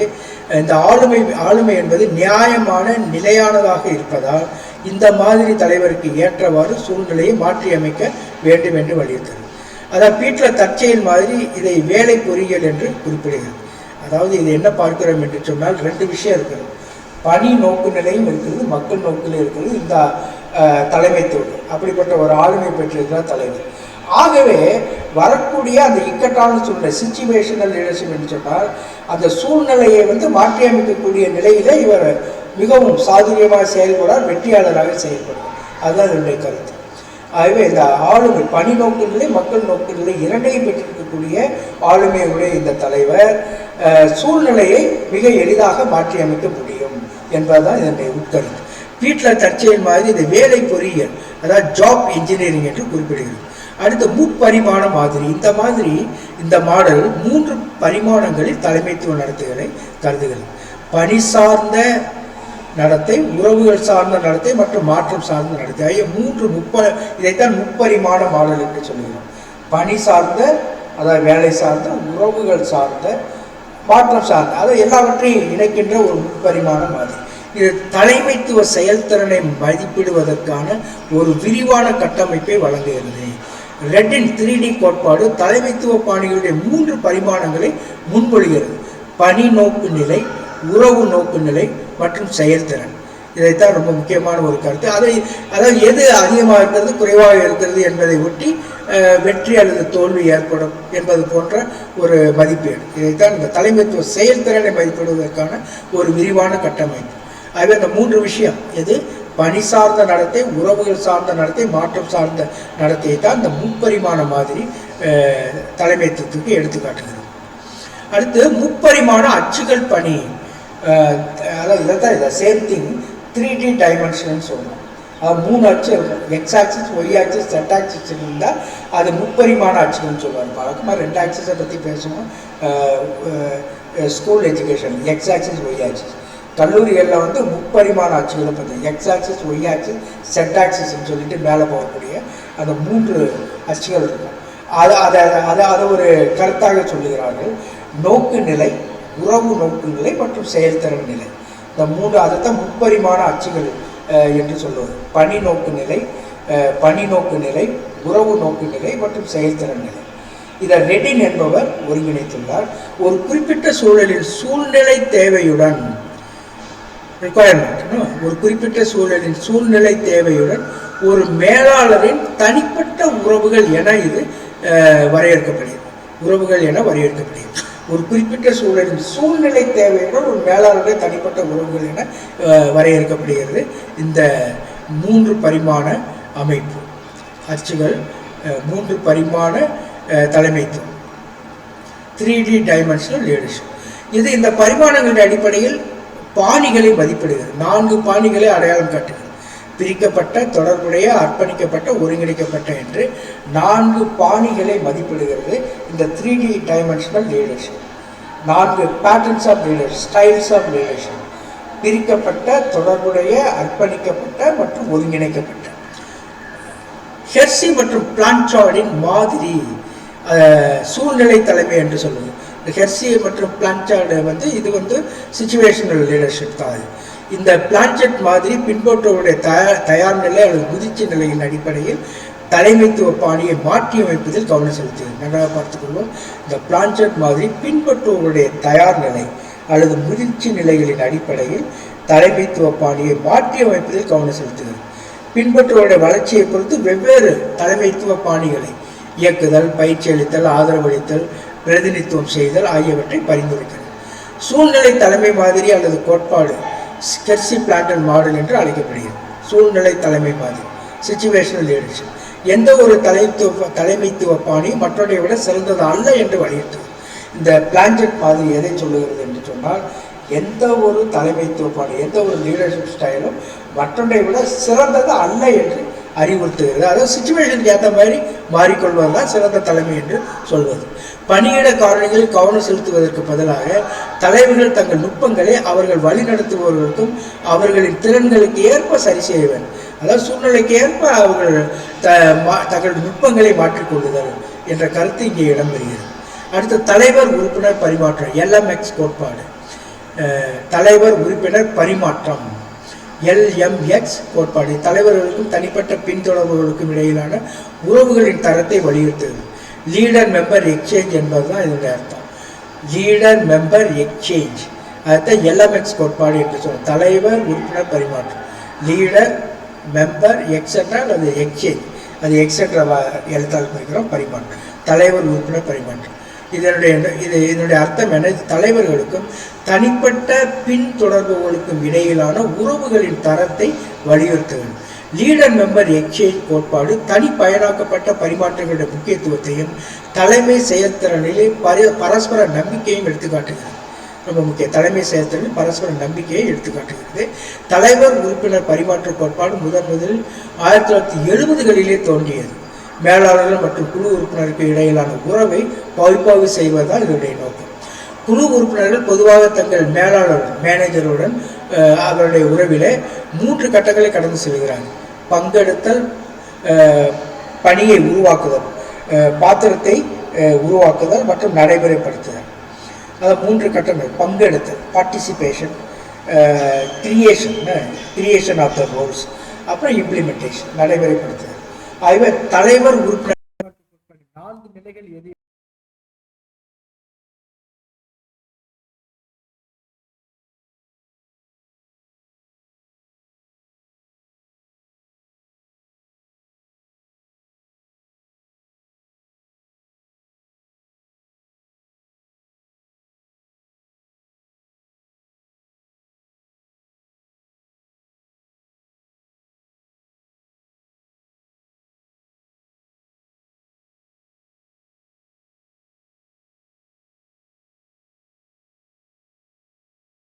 அனைத்து குழு உறுப்பினர்களும் சமமாக நடத்தப்படுவது. 4 விஷயம் இருந்தாலே என்ன அர்த்தம்னா அனைத்து உறுப்பினரும் சமமா இல்லை.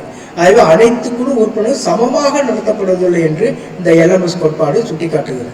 இது குழுவிற்குள் குழுக்கள் மற்றும் குழுவிற்குள் கொண்டா உட்குழுக்கள், இன் குரூப் அவுட் குரூப் என்று சொல்கிறோமே, இது குழுவிற்குள் குழுக்கள் மற்றும் வெளியே குழுக்கள் உருவாக்க வழிவகுக்கிறது.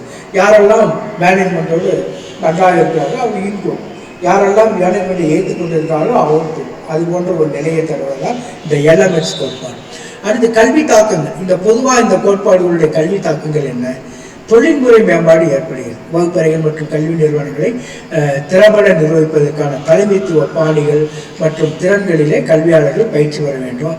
நிறுவன கலாச்சாரம் மற்றும் தொடர்ச்சியான முன்னேற்றத்தை ஊக்குவிக்கும் நேர்மறையான மற்றும் உள்ளடக்கிய நிறுவன கலாச்சாரத்தை தலைவர்கள் வளர்க்க வேண்டும் என்பதை இது வலியுறுத்துகிறது. அடுத்து மாணவர் விளைவு, திறமையான தலைமைத்துவம், மேம்பட்ட மாணவர் சாதனை, வருகை மற்றும் ஒட்டுமொத்த பள்ளிச்சூழல் ஆகியவற்றுடன் தொடர்புடையது. அடுத்து கொள்கை அமலாக்கம். தலைவர்கள் கொள்கை மாற்றங்கள் மற்றும் கல்வி சீர்திருத்தங்களை செய்ய வேண்டும். அதே நேரத்தில் ஊழியர்களுடைய மன உறுதியையும் மாணவர் ஈடுபாட்டையும் பராமரிக்க வேண்டும். நெறிமுறை தலைமையாக இருக்க நெறிமுறை முடிவெடுத்தல் மற்றும் சமூக பொறுப்பை வலியுறுத்துவது மாணவர்களின் ஊழியர்களை சமூகத்திற்கு நேர்மறையாக பங்களிக்க தயார்படுத்துகிறது. அடுத்து 3வது பகுதிக்கு செல்கிறோம். இது தரம் பற்றிய கல்வியில் தரம் பற்றிய சில விஷயங்கள், சில கோட்பாடுகள் ஆகியவற்றை நாம் இந்த 3வது பகுதியிலே பார்க்கிறோம். கல்வியில் தரம் மற்றும் உயர்திறன்கள் பற்றிய கருத்து, இந்தியா மற்றும் சர்வதேச முன்னோக்கு, தரத்தின் பரிணாமம், ஆய்வு, தர கட்டுப்பாடு, தர உத்தரவாதம், மொத்த தர மேலாண்மை, 6 சிக்மா போன்ற கான்செப்ட்ஸ், கருத்துருக்கள்.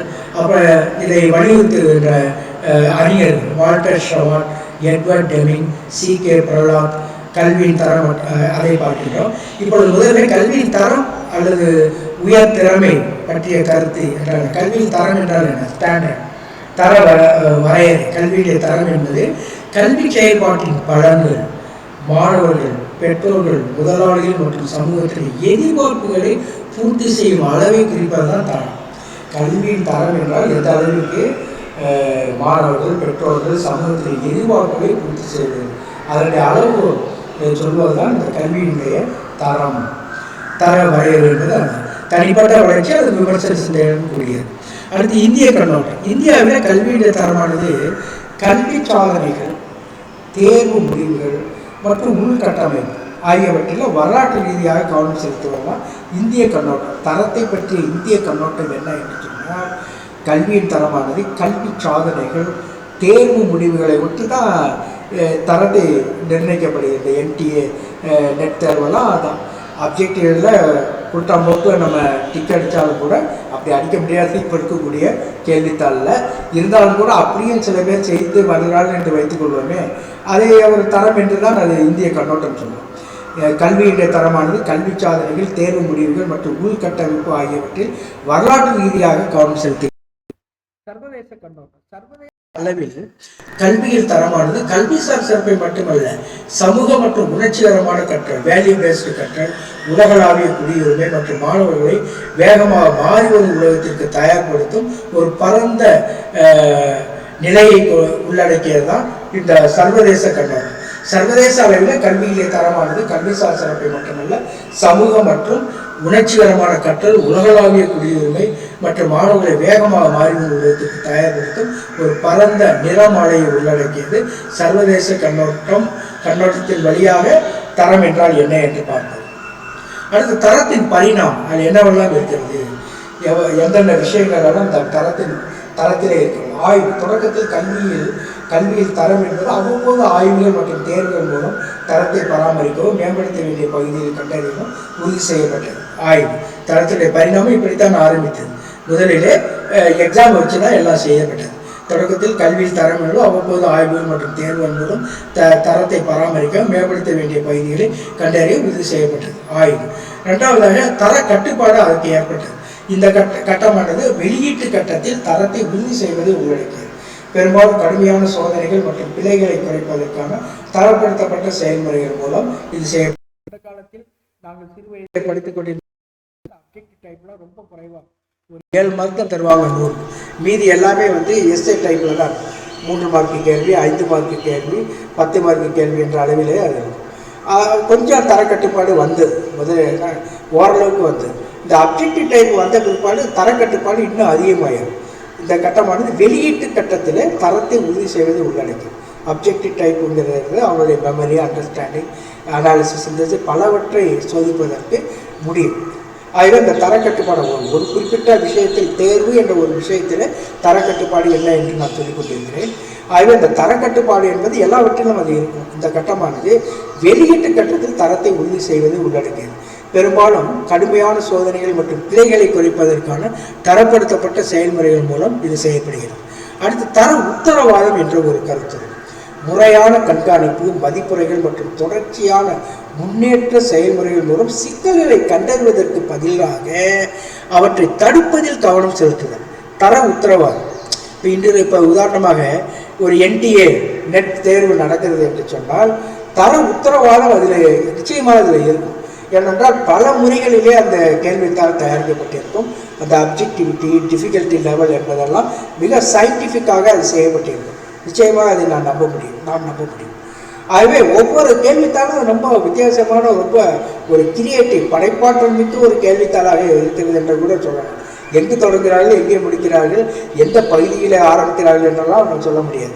அதெல்லாம் ஒரு சயின்டிஃபிக் மெத்தடில் தர உத்தரவாதத்தோடு ஒரு கேள்வி தயாரிக்கிறார்கள் என்று கூட நாம் சொல்ல முடியும். ஆகவே முறையான கண்காணிப்பு, மதிப்புரைகள் மற்றும் தொடர்ச்சியான முன்னேற்ற செயல்முறைகள் மூலம் சிக்கல்களை கண்டறிவதற்கு பதிலாக அவற்றை தடுப்பதிலே கவனம் செலுத்தப்படுகிறது. அதாவது எந்த விதமான சிக்கலும் இல்லாமல் ஒன்றை செய்ய முடியும். தர உத்தரவு, நான் ஒரு குறிப்பிட்ட உதாரணத்தை சொல்லுகிறேன். தர உத்தரவாதம் என்பது கல்வி செயல்பாடுகள் அத்தனையிலும் இது வருகிறது, தர உத்தரவாதம். அடுத்து மொத்த தர மேலாண்மை, TQM, total quality management. Deming மற்றும் ஜூரான் போன்ற தரமான அறிஞர்களால் அறிமுகப்படுத்தப்பட்ட மொத்த தர மேலாண்மை இன்று UGC சொல்லக்கூடிய யூனிவர்சிட்டி எஜுகேஷன்லாம் சொல்லக்கூடிய இந்த TQM எல்லா கல்லூரிகளிலும் சொல்லப்படுகிறது டோட்டல் குவாலிட்டி மேனேஜ்மெண்ட். இதை டெமிங் மற்றும் ஜூரான் போன்ற அறிஞர்களால் இது அறிமுகப்படுத்தப்பட்டது. TQM கல்வி செயல்முறைகள் மற்றும் விளைவுகளை மேம்படுத்துவதற்கு தொடர்ச்சியான முன்னேற்றம், வாடிக்கையாளர் கவனம் மற்றும் பணியாளர் ஈடுபாடு ஆகியவற்றின் கொள்கைகளை பயன்படுத்துகிறது. தொடர்ச்சியான முன்னேற்றம், வாடிக்கையாளர் கவனம் என்றால் தேவைகள், மக்களுடைய தேவைகள் என்ன, மாணவர்களுடைய தேவைகள் என்ன, அறிஞர்கள் எதை சொல்லுகிறார்கள், இதெல்லாம் வாடிக்கையாளர் கவனம் மற்றும் பணியாளர் ஈடுபாடு. நிறுவனங்களில் பணிபுரியக்கூடியவர் ஈடுபாட்டுடன் செய்யக்கூடியது, அதை ஈடுபட்டு வேலை செய்வது, பணியாளர் ஈடுபாடு ஆகிய கொள்கைகளை பயன்படுத்துவதுதான் இந்த TQM, டோட்டல் குவாலிட்டி மேனேஜ்மெண்ட். அடுத்து 6 சிக்மா என்று சொல்லக்கூடிய ஒரு கருத்துரு.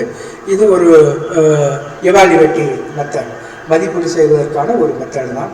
செயல்முறைகளில் குறைபாடுகள் மற்றும் மாறுபாட்டை குறைப்பதை நோக்கமாக கொண்ட ஒரு வழிமுறை தான் இந்த 6 சிக்மா என்ற வழிமுறை. செயல்முறை, கல்வி செயல்முறைகளிலே குறைபாடுகள் மற்றும் மாறுபாட்டை, அதாவது ஒரு குறிப்பிட்ட வழியில் செல்ல வேண்டும், டீவியேஷன் இருந்தால் அதை மாற்றி அமைக்க வேண்டும், அதை மாற்றி, அதாவது அதை குறைப்பதை நோக்கமாக கொண்டிருக்க வேண்டும். ஆகவே 6 சிக்மா என்பது செயல்முறைகளில் குறைபாடுகள் மற்றும் மாறுபாட்டை குறைப்பதை நோக்கமாக கொண்டு ஒரு வழிமுறை.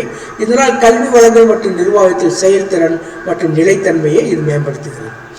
சில குறிப்பிட்ட அறிஞர்கள் அவர்களுடைய பங்களிப்பு என்ன என்று பார்ப்போம். வால்டர் ஷவான் கல்வியில் சிறந்த விளைவுகளை அடைய கல்வி செயல்முறைகளை புரிந்து கொண்டு மேம்படுத்த வேண்டியதன் அவசியத்தை வலியுறுத்தி இவர் புள்ளியியல் செயல்முறை கட்டுப்பாட்டை அறிமுகப்படுத்த, புள்ளியியல் ஸ்டாட்டிஸ்டிக்கல் செயல்பாடு, புள்ளியியல் செயல்முறை கட்டுப்பாட்டை அறிமுகப்படுத்தினார் இந்த வால்டர் ஷவாட் என்பவர். அடுத்து எட்வர்ட் டெமிங் நிர்வாகத்திற்கான 14 புள்ளிகள், அதாவது 14 பாயிண்ட்ஸ் மற்றும் TQM கொள்கைகளுக்காக அறியப்பட்ட டெமிங் 2 விஷயத்தை அவர் செய்தார். மேனேஜ்மெண்ட்டுக்கு ஒரு 14 பாயிண்ட்டுகளை கொடுத்தார், ரொம்ப முக்கியமான பாயிண்ட்டுகளை 14 பாயிண்ட்டுகளை கொடுத்தார். TQM இந்த கொள்கை, இந்த டோட்டல் குவாலிட்டி மேனேஜ்மெண்ட்டுக்கான கொள்கைகளுக்காக இவர் அறியப்படுகிறார் டெமிங். 2யுமே அவர் சொன்னார். ஆகவே இந்த டோட்டல் குவாலிட்டி மேனேஜ்மெண்ட் அந்த 14 புள்ளிகள் அதில் இருக்கிறது என்று நான் சொல்லலாம். ஆகவே நிர்வாகத்திற்கான 14 புள்ளிகள் மற்றும் TQM கொள்கைகளுக்காக அறியப்பட்ட டெமிங் கல்வியில் தரத்தை அடைவதிலே தலைமை, அமைப்பு, சிந்தனை மற்றும் தொடர்ச்சியான முன்னேற்றத்திலே பங்கு ஆகியவற்றை வலியுறுத்துகின்றார். எட்வர்ட் டெமிங் எதை வலியுறுத்துகிறார்? தலைமையை வலியுறுத்துகின்றார். அமைப்பை பற்றி, அமைப்பு, சிந்தனை மற்றும் தொடர்ச்சியான முன்னேற்றத்தினுடைய பங்கு ஆகியவற்றை வலியுறுத்துகிறார் எட்வர்ட் டெமிங். இந்த 16 புள்ளிகளிலே அதை விளக்கி சொல்லுகிறார். சி.கே. பிரகலாத் கல்வி நிறுவனங்களுடைய தனித்துவமான பலம் மற்றும் நோக்கங்களில் சிறந்து விளங்குவதை நோக்கமாக கொண்ட முக்கிய திறன்கள் மற்றும் மூல நோக்கத்தினுடைய கருத்துக்கு அவர் பங்களித்தார். கல்வி நிறுவனங்களுடைய தனித்துவமான பலம் மற்றும் நோக்கங்களில் சிறந்து விளங்குவதை நோக்கமாக கொண்ட முக்கிய திறன், அதாவது அடிப்படையில் இருக்க வேண்டிய அந்த திறன்கள், இந்த மூல திறன்கள் என்று சொல்லுகிறோமே. கல்வி நிறுவனங்கள் தனித்துவமான பலம் அல்லது நோக்கங்களில் சிறந்த விளங்க வேண்டுமானால் இவை ரொம்ப முக்கியம் என்று சொன்னால் அது எது என்று சொல்லக்கூடியவர் தான் இந்த சி.கே. பிரகலாத். முக்கிய திறன்கள் மற்றும் மூலோபாய நோக்கத்தினுடைய கருத்துக்கு அவர் பங்களித்தார். பொதுவாக கல்வி தாக்கங்கள், இந்த அருமையான இந்த அறிஞர்களுடைய கோட்பாடுகளிலிருந்து என்ன கல்வி தாக்கங்கள் ஏற்படுகிறது? அளவிலிருந்து தரத்திற்கு மாறுதல் என்ற ஒரு கல்வி தாக்கம். அதாவது வெறும் பதிவேடுகள் மற்றும் நிறைவு வீதங்களை தாண்டி அர்த்தமுள்ள கற்றல் முடிவுகள் மற்றும் மாணவர் மேம்பாட்டை உறுதி செய்வதிலே இந்த கோட்பாடுகள், இந்த அறிஞர்களுடைய கோட்பாடுகள் எல்லாம் வலியுறுத்துகின்றன. வெறும் பதிவு எண்கள் மற்றும் நிறைவு வீதங்களை தாண்டி அர்த்தமுள்ள கற்றல் முடிவுகள் மற்றும் மாணவர் மேம்பாட்டை உறுதி செய்கின்றன. அடுத்து முழுமையான அணுகுமுறையை இந்த அறிஞர்களுடைய கோட்பாடுகள் வெளிப்படுத்துகின்றன. நவீன சமுதாயம் மற்றும் பணியாளர்களுடைய சிக்கல்களுக்கு மாணவர்களை தயார்படுத்துவதற்கு கல்வி அறிவு மட்டுமல்ல, விமர்சன சிந்தனை, தொடர்பு, ஒத்துழைப்பு மற்றும் படைப்பாற்றல் போன்ற திறன்களை இணைத்தல், இதெல்லாம் இந்த முழுமையான அணுகுமுறையாக இவர்களுடைய கோட்பாடுகள் அமைந்திருக்கின்றன. ஆகவே நவீன சமுதாயம் மற்றும் பணியாளர்களுடைய சிக்கல்களுக்கு மாணவர்களை தயார்படுத்துவதற்கு கல்வி அறிவு மட்டுமல்ல, விமர்சன சிந்தனை, தொடர்பு, ஒத்துழைப்பு மற்றும் படைப்பாற்றல் போன்ற திறன்களை இணைத்தல் ஆகியவற்றிலே கவனம் செலுத்துகின்றன இந்த கோட்பாடுகள், இந்த அறிஞர்களுடைய கோட்பாடுகள். அடுத்து தொடர்ச்சியான மேம்பாட்டை பரிந்துரைக்கிறார்கள். முன்னேற்றங்களை கண்டறிந்து செயல்படுத்துவதில் அனைத்து மட்டங்களிலும் மாணவர்கள், ஆசிரியர்கள், நிர்வாகிகள், பெற்றோர்கள், இந்த பங்குதாரர்களை உள்ளடக்கிய தொடர்ச்சியான முன்னேற்றத்தினுடைய கலாச்சாரத்தை நிறுவுவதற்கு TQM கொள்கைகளை ஏற்றுக்கொள்வதை இவர்கள் பரிந்துரைக்கிறார்கள். முன்னேற்றங்களை கண்டறிந்து செயல்படுத்த அனைத்து மட்டங்களில் மாணவர்கள், ஆசிரியர்கள், நிர்வாகிகள், பெற்றோர்கள், பங்குதாரர்களை உள்ளடக்கிய தொடர்ச்சியான முன்னேற்றத்தை கலாச்சாரத்தை நிறுவுவதற்கு டோட்டல் குவாலிட்டி மேனேஜ்மெண்ட் கொள்கைகளை ஏற்றுக்கொள்வது, இது ஒரு கல்வி தாக்கமாக இருக்கிறது. அடுத்து உலகளாவிய முன்னோக்கு, உலகளாவிய குளோபல் இனிஷியேட்டிவ்ஸ் என்று சொல்லலாம். உலகளாவிய அல்லது குளோபல் பெர்ஸ்பெக்டிவ்ஸ், பார்வைகள், உலகளாவிய பார்வைகள், கல்வித்தரங்கள் மற்றும் விளைவுகளை மேம்படுத்த சர்வதேச சிறந்த நடைமுறைகளிலிருந்து கற்றல் உள்ளூர் சூழல்களுக்கு பொருத்தமான உத்திகள் மற்றும் கட்டமைப்புகளை மாற்றி அமைத்தல், உலகளாவிய முன்னோக்கு. அடுத்து தரமான தலைமைத்துவம், கல்வி நிறுவனங்கள் சிறந்து புத்தாக்கம் மற்றும் பொறுப்புக்கூறல் ஆகியவற்றினுடைய கலாச்சாரத்தை வளர்த்து தரமான கொள்கைகளை புரிந்து கொண்டு ஊக்குவிக்கும் கல்வி தலைவர்களை உருவாக்குதல். கல்வி நிறுவனங்கள் சிறந்து புத்தாக்கம் மற்றும் பொறுப்புக்கூறல் ஆகியவற்றின் கலாச்சாரத்தை வளர்த்து, புத்தாக்கம்னா ரெஃப்ரெஷ் கோர்ஸ்லாம் இருக்குது, ரெஃப்ரெஷ் கோர்ஸ், இன் சர்வீஸ்லாம் சொல்கிறோமே அது. பொறுப்புக்கூறல்னா அக்கௌண்டபிளாக இருக்கிறதுனா பொறுப்பு ஏற்றம், அது தரமான தலைமைத்துவம் ஆகியவற்றை கலாச்சாரத்தை வளர்த்து தரமான கொள்கைகளை புரிந்து கொண்டு ஊக்குவிக்கும் கல்வித்தடலை ஊக்குவித்தல் தான் இந்த தரமான தலைமைத்துவம். அடுத்து இந்திய கல்வித்தரத்தின்படி கல்வியின் தரம் என்ன, சில கேள்விகளை முன்வைப்போம். ஒழுங்குமுறை தேவைகளை பூர்த்தி செய்தல், குறிப்பிட்ட தரங்களை அடைதல், பங்குதாரருடைய தேவைகளை பூர்த்தி செய்தல், வழக்கமான ஆய்வுகளை நடத்துதல். அதாவது பங்குதாரருடைய தேவைகளை பூர்த்தி செய்யறதுனா இந்திய கல்வி தரத்தின்படி கல்வியினுடைய தரம் என்பதை நாம் ஏற்கனவே விவாதித்தோம். இந்தியாவில் கல்வியின் தரம் மாணவர்கள், பெற்றோர்கள், ஆசிரியர்கள் மற்றும் சமூகத்தின் பல்வேறு தேவைகளை பூர்த்தி செய்வதை வலியுறுத்துகிறது. அடுத்து கல்வியில் தர மேலாண்மைக்கான வழிகாட்டுதல்களை எந்த சர்வதேச அமைப்பு வழங்குகிறது? கல்வியில் தர மேலாண்மைக்கான வழிகாட்டுதல்களை எந்த சர்வதேச அமைப்பு வழங்குகிறது? ISO தரப்படுத்தலுக்கான சர்வதேச அமைப்பு, யுனெஸ்கோ ஐக்கிய நாடுகளின் கல்வி, அறிவியல் மற்றும் கலாச்சார அமைப்பு, WTO உலக வர்த்தக அமைப்பு, IMF சர்வதேச நாணய நிதியம். நிச்சயமாக யுனெஸ்கோ தான் அந்த கல்வி அறிவியல் சம்பந்தப்பட்ட விஷயங்களை எடுத்து சொன்னது. ஐக்கிய நாடுகளுடைய கல்வி, அறிவியல் மற்றும் கலாச்சார அமைப்பு யுனெஸ்கோ இதுதான் உலகளவில் கல்வி தரத்தை மேம்படுத்துவதற்கான கட்டமைப்புகளை வழிகாட்டுதல் வழங்குகிறது யுனெஸ்கோ. அடுத்து தர பரிணாம வளர்ச்சியின் எந்த கட்டம் குறைபாடுகளை கண்டறிந்து சரி செய்வதில் கவனம் செலுத்துகிறது? தர பரிணாம வளர்ச்சியின் எந்த கட்டம் குறைபாடுகளை கண்டறிந்து சரி செய்வதில் கவனம் செலுத்துகிறது. ஆய்வு, தர கட்டுப்பாடு, மொத்த தர மேலாண்மை, 6 சிக்மா. தரக்கட்டுப்பாடு என்பது தயாரிப்பு அல்லது சேவைகள் குறிப்பிட்ட தரநிலைகளை அடைவதை உறுதி செய்வதிலும் ஏதேனும் விளைவுகள் இருந்தால், அதாவது இந்த டிவியேஷன் இருந்தால் அதை சரி செய்வதிலும் கவனம் செலுத்துகிறது. கேள்வி: தர பரிணாம வளர்ச்சியில் எந்த கட்டம் குறைபாடுகளை கண்டறிவது? அது தரக்கட்டுப்பாடு. தரக்கட்டுப்பாடு என்றாலே குறைகளை கண்டறிந்து சரி செய்வது தரக்கட்டுப்பாடு, சரி செய்வது. அடுத்து தர மேம்பாட்டிற்கான பிளான் டு செக் ஆக்ட் என்பது இந்த சுழற்சியுடைய கருத்தை உருவாக்கிய பெருமைக்குரியவர் யார்? தர மேம்பாட்டிற்கான plan do check act, PDCA. Walter Shewhart, Edward Deming, Joseph Juran, CK Prahalad. அவர் யாருனாக்க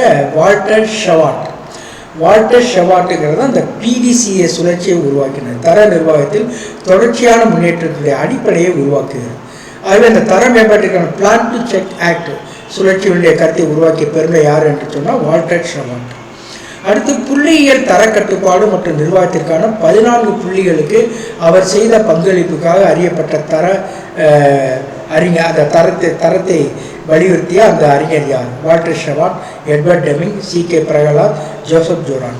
எட்வர்ட் டெமிங் தர மேம்பாட்டிற்கான அவரது முறையான அணுகுமுறை மற்றும் நிர்வாகத்திற்கான பிரபலமான 14 புள்ளிகளுக்காக அவர் அறியப்படுகின்றார். புள்ளியியல் தர கட்டுப்பாடு மற்றும் நிர்வாகத்தில் 14 புள்ளிகளுக்கு அவர் செய்த பங்களிப்பாக அறியப்பட்ட தரத்தை தூக்கி பிடித்த அந்த அறிஞர் யார் என்றால் அவர் எட்வர்ட் டெமிங் தர மேம்பாட்டிற்கான அவரது முறையான அணுகுமுறை மற்றும் நிர்வாகத்திற்கான 14 புள்ளிகளை தந்திருக்கிறார். அடுத்து தொடர்ச்சியான தர மேம்பாட்டில் அனைத்து ஊழியர்களுடைய ஈடுபாட்டை எந்த அணுகுமுறை வலியுறுத்துகிறது? தொடர்ச்சியான தர மேம்பாட்டில் அனைத்து ஊழியர்களுடைய ஈடுபாட்டு, எல்லாரும், மாணவர்கள், ஆசிரியர்கள், தலைமையில் இருப்பவர்கள், நிர்வாகிகள், அனைத்து, அது மொத்த தர மேலாண்மை. மொத்த தர மேலாண்மை எல்லாரும் வருகிறார்கள். செயல்முறைகள், தயாரிப்புகள், சேவைகளுடைய தொடர்ச்சியான முன்னேற்றத்தை அனைத்து ஊழியர்களும் ஈடுபடுத்துறதுல TQM, டோட்டல் குவாலிட்டி மேனேஜ்மெண்ட்டை எல்லாரையும் உள்ளடக்கியது தான் இந்த TQM. அதில் கவனம் செலுத்துகிறது. அடுத்து தரத்தை மேம்படுத்த செயல்முறை மாறுபாட்டை குறைப்பதில் எந்த முறை கவனம் செலுத்துகிறது? மொத்த தர மேலாண்மை, 6 சிக்மா, ISO 9001, ஒல்லியான மேலாண்மை, லீன் மேனேஜ்மெண்ட். இதில் எது அப்படின்னா 6 சிக்மா, தரத்தை மேம்படுத்த செயல்முறை மாறுபாட்டை குறைப்பதில். செயல்முறை மாறுபாடு என்றால் டிவியேஷன், ஒரு குறிப்பிட்ட வழியில் செல்ல வேணும், திடீரென்று அது வேறுபட்ட செயல்முறை இருக்கிறது என்று சொன்னால் அந்த மாறுபாட்டை குறைப்பதில் எந்த முறை கவனம் செலுத்தால் 6 சிக்மா. அது சில விதிமுறைகளை சொல்லுகிறது. 6 சிக்மா செயல்முறை மாறுபாட்டை முறையாக கண்டறிந்து நீக்குவதன் மூலம் குறைபாடுகளை குறைத்து தரத்தை மேம்படுத்துவதை நோக்கமாக கொண்டுள்ளது.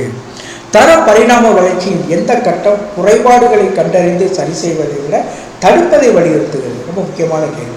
தர பரிணாம வளர்ச்சியுடைய எந்த கட்டம் குறைபாடுகளை கண்டறிந்து சரி செய்வதை விட தடுப்பதை வலியுறுத்துகிறது? தர கட்டுப்பாடு, ஆய்வு, தர உத்தரவாதம், மொத்த தலைமையான தர உத்தரவாதம். இந்த தர உத்தரவாதம், நான் உத்தரவாதம் தருகிறேன் என்று சொன்னாலே என்ன அர்த்தம் என்றால் எந்த ஒரு குறைபாடும் இல்லாமல் உங்களுக்கு தருகிறேன். இந்த பொதுவாக அந்த நகைக்கடை அதிபர்கள் எல்லாம் விளம்பரங்களில் சொல்வார், உங்களுக்கு நான் உத்தரவாதம் தருகிறேன் என்று சொல்வார். தர உத்தரவாதம் என்று சொன்னால் அந்த அளவிற்கு நாங்கள் முறையாக எல்லாவற்றையும் அலசி ஆராய்ந்து மிக சிறப்பான ஒரு பயன்பாட்டை உங்களுக்கு தருகிறோம் என்று அர்த்தம் தர உத்தரவாதம். ஆகவே பதில் சி தான். தர பரிணாம வளர்ச்சியின் எந்த கட்டம் குறைபாடுகளை கண்டறிந்து சரி செய்வதை விட தடுப்பதை வலியுறுத்துகிற தர உத்தரவாதம். திட்டமிடப்பட்ட மற்றும் முறையான செயல்பாடுகள் மூலம் குறைபாடுகளை தடுப்பதில் தர உத்தரவாதம் கவனம் செலுத்துகிறது. கல்வியில் தரமான சூழலில் அங்கீகாரம் முதன்மையாக எதை உறுதிப்படுத்துவதை நோக்கமாக கொண்டுள்ளது? கல்வியில் தரமான சூழலில் அங்கீகாரம், அந்த ரெக்கக்னிஷன் சொல்கிறது, அங்கீகாரம் ஏற்றுக்கொள்ளுங்கன்னா அக்செப்டன்ஸ் ஆர் ரெக்கக்னிஷன், அங்கீகாரம் முதன்மையாக எதை உறுதிப்படுத்துவதை நோக்கமாக கொண்டுள்ளது? அரசாங்க விதிமுறைகளுக்கு இணங்குதல், நிதி இலக்குகளை அடைதல், கற்பித்தல் முறைகளின் நிலைத்தன்மை, தரத்தின் நிறுவப்பட்ட தரநிலைகளை பூர்த்தி செய்தல்.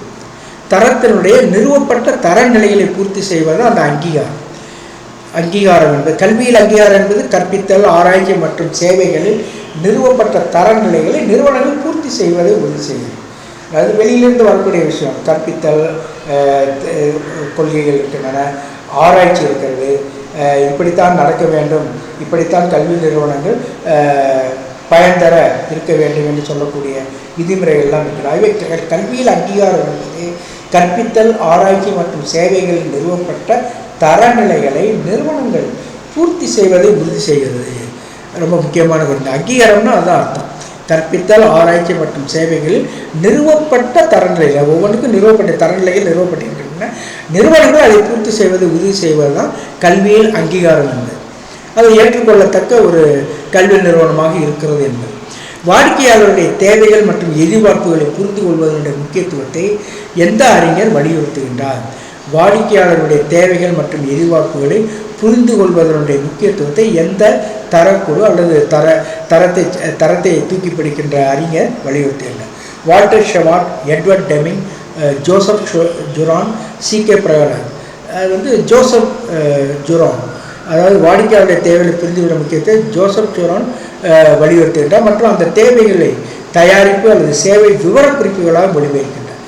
தேவைகளை தயாரிப்பு மற்றும் சேவை விவரக்குறிப்புகளாக அவர் கொடுக்கின்றார் ஜோசப் ஜுரான். ஆகவே வாடிக்கையாளருடைய தேவைகளை புரிந்து கொள்வதற்கான சேவை விவரக்குறிப்புகளை தருபவர் இந்த ஜோசப் ஜுரான். அதுதான் முக்கியம். வாடிக்கையாளருடைய தேவைகள் மற்றும் எதிர்பார்ப்புகளை புரிந்து கொள்வது முக்கியத்துவத்தை ஜோசப் ஜுரான் வலியுறுத்துகிறார். அடுத்து, சிறிய அதிகரிக்கும் மாற்றங்கள் மூலம் தொடர்ச்சியான முன்னேற்றத்தில் கவனம் செலுத்தும் தர மேலாண்மைக்கான அணுகுமுறை எது? சிறிய அதிகரிக்கும் மாற்றங்கள் மூலம் தொடர்ச்சியான முன்னேற்றத்தில் கவனம் செலுத்தும் தர மேலாண்மைக்கான அணுகுமுறை. மொத்த தர மேலாண்மையா, TQM, கைசன் அப்படின்னு சொல்லக்கூடிய ஒரு ஜப்பானிய முறையா, சிக்ஸ் சிக்மாவா, அல்லது ஒல்லியான மேலாண்மை, அதாவது லீன் மேனேஜ்மெண்ட். இந்த கைசன் என்பது ஜப்பானிய தத்துவம். இது என்ன என்று சொன்னால், இந்த அனைத்து ஊழியர்களில் உள்ளடக்கிய சிறிய அதிகரிக்கும் மாற்றங்கள் மூலம் தொடர்ச்சியான முன்னேற்றத்தை ஊக்குவிக்கும். அதாவது சின்ன அளவிலும் மாற்றங்கள் வேண்டும் உள்ளுக்குள்ளேயே, பெரிய அளவிலும், அதாவது அந்த கொள்கைகள் கோட்பாடு, அரசு சார்ந்த கொள்கைகள் கோட்பாடுகள் அல்லது சமூகம் சார்ந்த கொள்கை கோட்பாடுகள் இவற்றிற்கு ஏற்றால் போலவும் மாற்றங்கள் இருக்க வேண்டும். அங்கு உள்ள அந்த இன்ஸ்டிடியூஷனுக்குள்ளேயும் மாற்றங்கள் இருக்கணும், சிறிய மாற்றங்கள் இருக்க வேண்டும். இதை சொல்லுவது யாருன்னா இந்த கைசன் என்ற ஜப்பானிய தத்துவம். கைசன் அனைத்து ஊழியர்கள் உள்ளடக்கிய சிறிய அதிக மாற்றங்கள் மூலம் தொடர்ச்சியான முன்னேற்றத்தை ஊக்குவிக்கிறது. அடுத்து, தர மேலாண்மையின் எந்த அம்சம் முன் வரையறுக்கப்பட்ட செயல்முறைகள் மற்றும் தரநிலைகளை கடைபிடிப்பதை உறுதி செய்வதில் மிகவும் அக்கறை கொண்டுள்ளது? தர மேலாண்மையுடைய எந்த அம்சம் முன் வரையறுக்கப்பட்ட செயல்முறைகள் மற்றும் தரநிலைகளை கடைபிடிப்பதை உறுதி செய்வதில் மிகவும் அக்கறை கொண்டுள்ளது? தர கட்டுப்பாடு, தர உத்தரவாதம், மொத்த தர மேலாண்மை, சிக்ஸ் சிக்மா. இதில் இரண்டாவது தர உத்தரவு. ஏற்கனவே நம்ம சொன்னோம், குறைபாடுகளை தடுப்பதற்கான முன் வரையறுக்கப்பட்ட செயல்முறைகள். அதாவது குறைபாடே வரக்கூடாது என்று சொல்லக்கூடிய அளவுக்கு தரநிலைகளை கடைபிடிப்பது தான் அந்த தர உத்தரவாதம். அது ரொம்ப முக்கியமான ஒரு கருத்து. குறைபாடுகளை தடுப்பதற்கான முன் வரையறுக்கப்பட்ட செயல்முறைகள் மற்றும் தரநிலைகளை கடைபிடிப்பதை தர உத்தரவாதம் உறுதி செய்கிறது. அடுத்து, கட்டுப்பாடுகளுடைய கோட்பாடு என்ற கருத்தை அறிமுகப்படுத்திய அறிஞர் யார்? கட்டுப்பாடுகளின் கோட்பாடு. Walter Shewhart, Edward Deming, Eliyahu Goldratt, Philip Crosby. இந்த எலியாகு கோல்ட்ராட் அப்படிங்கிறவர் தான் இந்த கட்டுப்பாடுகளின் கோட்பாடு என்ற கருத்தை முன்மொழிபவர். எலியாகு கோல்ட்ராட் கட்டுப்பாடுகளின் கோட்பாட்டை அறிமுகப்படுத்துகிறார். இது ஒரு செயல்பாட்டில் மிகவும் முக்கியமான தடைகளை அடையாளம் கண்டு நிர்வகிப்பதில் கவனம் செலுத்துகிறது. அதுதான் இந்த கட்டுப்பாடுகளின் கோட்பாடு. அப்படின்னா என்ன அர்த்தம்னா, மிக முக்கியமான தடைகளை அடையாளம் கண்டு நிர்வகிப்பதில் கவனம் செலுத்துவது தான் கட்டுப்பாடுகளுடைய கோட்பாடு. இதை வலியுறுத்துவர் எலியாகு கோல்ட்ராட். அடுத்து, தர மேலாண்மை வரலாற்றின் எந்த கட்டம் தயாரிப்புகள் விவரக்குறிப்புகளை பூர்த்தி செய்வதை உறுதி செய்வதற்காக முறையான ஆய்வுகளை உள்ளடக்கியது? தர மேலாண்மை வரலாற்றின் எந்த கட்டம் தயாரிப்புகள் விவரக்குறிப்புகளை பூர்த்தி செய்வதை உறுதி செய்வதற்காக முறையான ஆய்வுகளை உள்ளடக்கியது? மொத்த தர மேலாண்மை, ஆய்வு, தர உத்தரவாதம், சிக்ஸ் சிக்மா. அது ஆய்வு. ஏற்கனவே நான் சொன்னோம், குறிப்பிட்ட தேவைகளை பூர்த்தி செய்வதை உறுதி செய்வதற்காக தயாரிப்புகள் அல்லது சேவைகளை முறையாக ஆய்வு செய்வதை ஆய்வு உள்ளடக்கிறது. அதான் முதல் ஸ்டெப், ஃபர்ஸ்ட் ஸ்டேஜ். அடுத்து, தரத்தை மேம்படுத்துவதில் தலைமையின் பங்கை எந்த அறிஞர் வலியுறுத்துகின்றார்? தரத்தை வலியுறுத்துகின்ற அறிஞர். தரத்தை மேம்படுத்தும் தலைவின் பற்றி எந்த அறிஞர் வலியுறுத்துகிறார்? என்ன கேள்வி? தரத்தை மேம்படுத்துவதில் தலைமையின் பங்கு. Walter Shewhart, Edward Deming, Philip Crosby, C K. Prahalad. Edward Deming தலைமைத்துவம் மற்றும் ஆதரவை வழங்குவதில் நிர்வாகத்தினுடைய பங்கு தர மேம்பாட்டை அடைவதற்கு முக்கியமானது என்று வலித்தார். அதாவது நிர்வாகத்தின் பங்கு ரொம்ப முக்கியம். தர மேம்பாட்டை அடைவதற்கு நிர்வாகத்தின் பங்கு அல்லது தலைமையினுடைய பங்கு என்று சொல்லலாம். அதை சொன்னவர் எட்வர்ட் டெமிங். தர மேலாண்மைக்கான எந்த அணுகுமுறை உற்பத்தியிலிருந்து உருவானதோ ஆனால் அது சேவை தொழில்களுக்கும் பயன்படுத்தப்பட்டது. தர மேலாண்மைக்கான எந்த அணுகுமுறை உற்பத்தியிலிருந்து உருவானது ஆனால் அது சேவை தொழில்களுக்கு பயன்படுத்தப்பட்டது? மொத்த தர மேலாண்மை, சிக்ஸ் சிக்மா என்பது முதலில் உற்பத்தியில் உருவாக்கப்பட்ட ஒரு கான்செப்ட், ஒரு கருத்து, ப்ராடக்ட்ல உருவாக்கப்பட்டது. அப்புறம் பின்னால் அது ப்ராசஸ், அது சேவை தொழில்கள், அந்த சர்வீஸ் ஆக்டிவிட்டீஸ்லையும் அது இது பயன்படுத்தப்படுது. சிக்ஸ் சிக்மா என்ற அந்த எவாலுவேட்டிவ் மெத்தட்.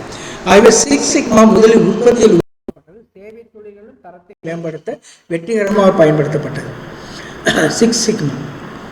அடுத்து பூஜ்ஜிய குறைபாடுகள் மற்றும் தரமான தடுப்பூசியின் கருத்துக்காக அறியப்பட்ட அறிஞர் யார்? பூஜ்ஜிய குறைபாடுனா குறைபாடே இல்லாத ஒரு நிலை.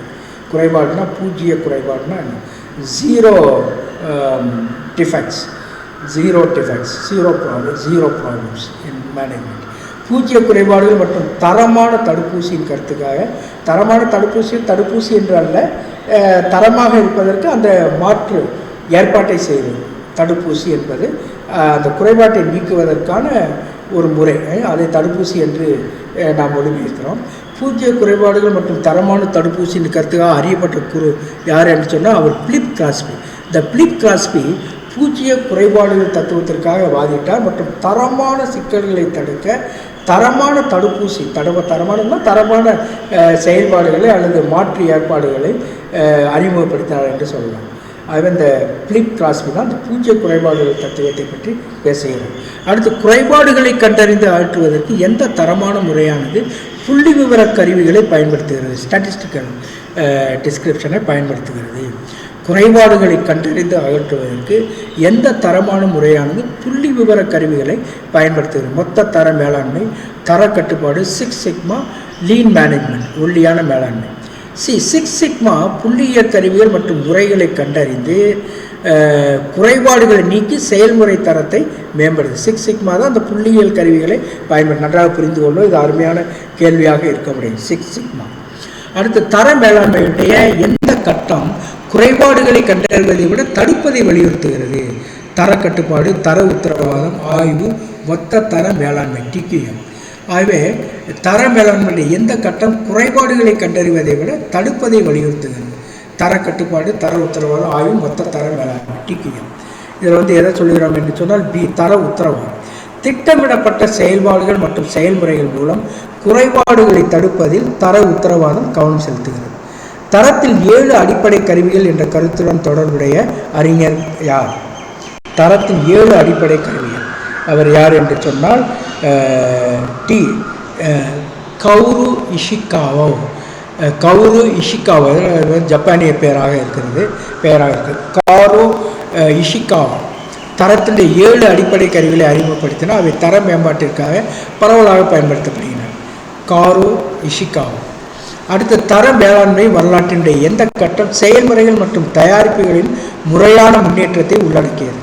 தர மேலாண்மை வரலாற்றின் எந்த கட்டம் செயல்முறைகள் மற்றும் தயாரிப்புகளின் முறையான முன்னேற்றத்தை உள்ளடக்கியது? தர உத்தரவாதம், மொத்த தர மேலாண்மை, சிக்ஸ் சிக்மா, தர கட்டுப்பாடு. இதை எது சொல்லுகிறோம்னா மொத்த தர மேலாண்மை.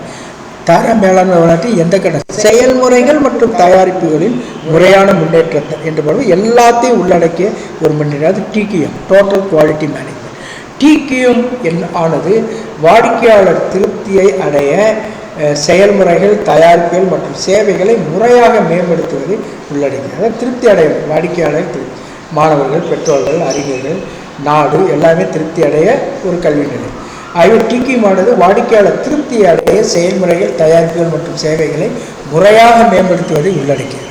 அடுத்து தரம் இலவசம் என்ற கருத்தின் மீது பணிபுரிந்ததற்காக அதை பற்றி சொல்லியதற்காக அறியப்படக்கூடிய அறிஞர் யார்? தரம் இலவசம் என்ற கருத்தை சொன்னவர் யார்? இன்னொரு வகையில் இந்த கேள்வி கேட்டார். Walter Shewhart, Edward Deming, Philip Crosby, Joseph Juran. Philip Crosby தரமான முன்பணத்தில் முதலீடு செய்வது ஒட்டுமொத்த செலவினங்களை குறைக்கும். அதாவது ஒரு செயலை செய்வதற்கு முன்பாக ஒரு தரமான ஒரு செயலை உருவாக்கும் முன்பாக சரியாக திட்டமிட வேண்டும் என்று சொல்லுகிறோம். அதுதான் முதலீடு முன்பணத்தில் முதலீடு செய்வது. எனவே தரம் இலவசம் என்ற கருத்தை வரும். அதை செய்து விட்டோம் என்று சொன்னால் செலவினங்கள் குறையும். அதாவது குறைந்த செலவில் நிறைந்த பயன் ஏற்படும். ஆகவே அதைத்தான் தரம் இலவசம் என்ற கருத்தை இவர் பிரபலியப்படுத்தினார். பிலிப் கிராஸ்பி தரமான முன்பணத்தில் முதலீடு செய்வது ஒட்டுமொத்த செலவுகளை குறைக்கும்னு சொன்னார். அப்படின்னா இதை கல்வியில் நம்ம பயன்படுத்தினோம்னா தரமான முன்பணம்னா எல்லாத்தையும் சரியாக திட்டமிடல், எல்லாவற்றையும் சரியாக திட்டமிடல் ஒட்டுமொத்த செலவினம் அதில் இருக்கக்கூடிய அதாவது மொத்த பலனை அது கொடுக்கும், ஒட்டுமொத்த செலவினங்களை குறைக்கும் அப்படின்னு நம்ம சொல்லலாம். எனவே தரம் இலவசம் என்ற கருத்தை பிரபலப்படுத்தி பிலிப் கிராஸ்பி என்று சொல்லக்கூடிய அறிஞர். தர நிர்வாகத்திற்கான எந்த அணுகுமுறை கழிவுகளை குறைப்பதிலும் செயற்திறனை மேம்படுத்துவதும் கவனம் செலுத்துகிறது. தர நிர்வாகத்திற்கான எந்த அணுகுமுறை கழிவுகளை குறைப்பதிலும் செயற்திறனை மேம்படுத்துவதில் கவனம் செலுத்துகிறது. மொத்த தர மேலாண்மை, சிக்ஸ் சிக்மா, ஒல்லியான மேலாண்மை, தர கட்டுப்பாடு. அது என்னன்னா ஒல்லியான மேலாண்மை, லீன் மேனேஜ்மெண்ட்.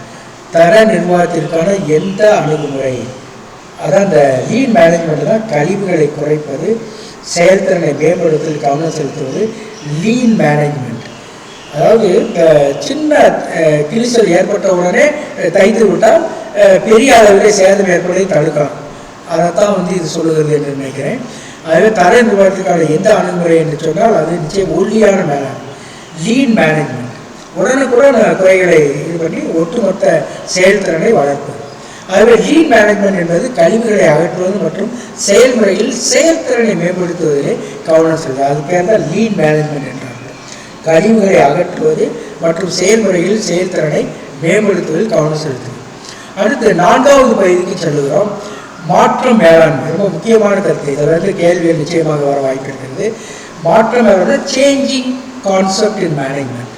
அதாவது change management, changing management, change management, மாற்ற மேலாண்மை, மாற்றம் மேலாண்மை. இதனுடைய பொருள் திட்டமிடப்பட்ட மாற்றத்திற்கான தேவை, மாற்றத்தின் 3 வழி மாடல், உரையாத நகர்தல், உரைகள். அப்படின்னா ஃப்ரீசிங், மூவிங், அன்ஃப்ரீசிங். அது சரியான மொழிபெயர்ப்பு அல்ல. அதாவது ஃப்ரீசிங் அப்படின்னா முடக்கம், நகர்தல் மூவிங். முதல்ல முடக்கி ஒரு நிறுவனத்தில் இருக்கக்கூடியவர்களை கருத்தூண்டி சில விஷயங்களை கவனம் செலுத்த செய்தார். அடுத்து நகர்தல், சில விஷயங்களை அவர்களுக்கு கொடுத்தார். அடுத்து அன்ஃப்ரீசிங், அவர்களை இம்ப்ளிமெண்ட் செய்தார். சரி, என்ன விஷயங்களை மாற்றம் செய்ய விரும்புகிறாங்களோ ஏற்கனவே அவர்கள் கொடுத்த பயிற்சியின்படி அதை செய்தார். அதைத்தான் அன்ஃப்ரீசிங், அதாவது ஃப்ரீடம் கொடுக்குது, ஃப்ரீயாக அதை அவர்களை மாற்றுது. ஆகவே அன்ஃப்ரீசிங், ஃப்ரீசிங், மூவிங், அன்ஃப்ரீசிங் என்று 3 வழி என்று அதை சொல்கிறார். மாற்றத்திற்கான ஜப்பானிய மாதிரிகள், அது சரியான நேரத்தில் just in time, just in டைம்னா சரியான நேரத்தில் செய்யும். அதாவது எந்த ஒரு குறிப்பிட்ட ஒரு ப்ராடக்டை அந்த குறிப்பிட்ட நேரத்தில் குறிப்பிட்ட இடத்துல செஞ்சு முடியும். அதை எல்லா விஷயத்தோட சேர்ந்து செய்வது. அப்படிப்பட்ட ஒரு ஜஸ்ட் இன் டைம், என்ன தேவையோ அதை அப்படியே செஞ்சு சரியான நேரத்தில். அப்புறம் போகா யோக் அப்படின்னு சொல்லக்கூடிய இன்னொரு விஷயம், போகா யோக் அப்படின்னு சொல்லக்கூடிய ஒரு மாடல். அப்புறம் தரச்செலவு பற்றி பேசுகிறோம். மதிப்பீட்டு செலவுகள், தோல்வி செலவுகள், தடுக்கக்கூடிய செலவுகள், செலவு பலன் பகுப்பாய்வு, செலவு குறைந்த பகுப்பாய்வு, இந்திய மற்றும் சர்வதேச தர உத்தரவாத முகமைகள், குறிக்கோள்கள், செயல்பாடுகள், பாத்திரங்கள் மற்றும் முன்முயற்சி, தேசிய மதிப்பீட்டு அங்கீகார கவுன்சில், செயல்திறன் குறிகாட்டிகள், இந்திய தர கவுன்சில், உயர்கல்வி தர உத்தரவாத முகமைகளுக்கான சர்வதேச நெட்வொர்க், எல்லாமே பார்க்கணும். நாக் போன்ற அந்த தர உத்தரவாத முகமை, அதை பற்றியெல்லாம் பேசணும்.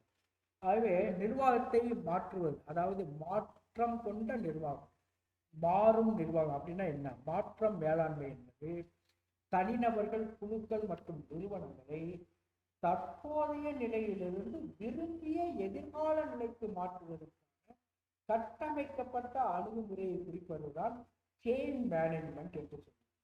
சேஞ்ச் மேனேஜ்மெண்ட் அல்லது மாற்றம் மேலாண்மை என்பது தனிநபர்கள், குழுக்கள் மற்றும் நிறுவனங்களை தற்போதைய நிலையிலிருந்து விரும்பிய எதிர்கால நிலைக்கு மாற்றுவதற்கான கட்டமைக்கப்பட்ட அணுகுமுறை. ரெண்டாவது புரிந்து கொள்ளும். இந்த கான்செப்ட் ரொம்ப முக்கியமான கான்செப்ட். மேனேஜ்மெண்ட் ஸ்டடிஸ் MBA படிக்கிறவங்களுக்கு அது முக்கியமான ஒரு கருத்தாக இருக்கும். இதுல இருந்து கேள்விகள் நிறைய வரும்.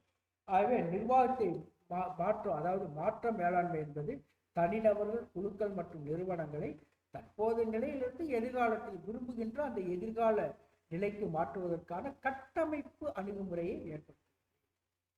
Structural approach. அடுத்து திட்டமிட்ட மாற்றம் தேவை.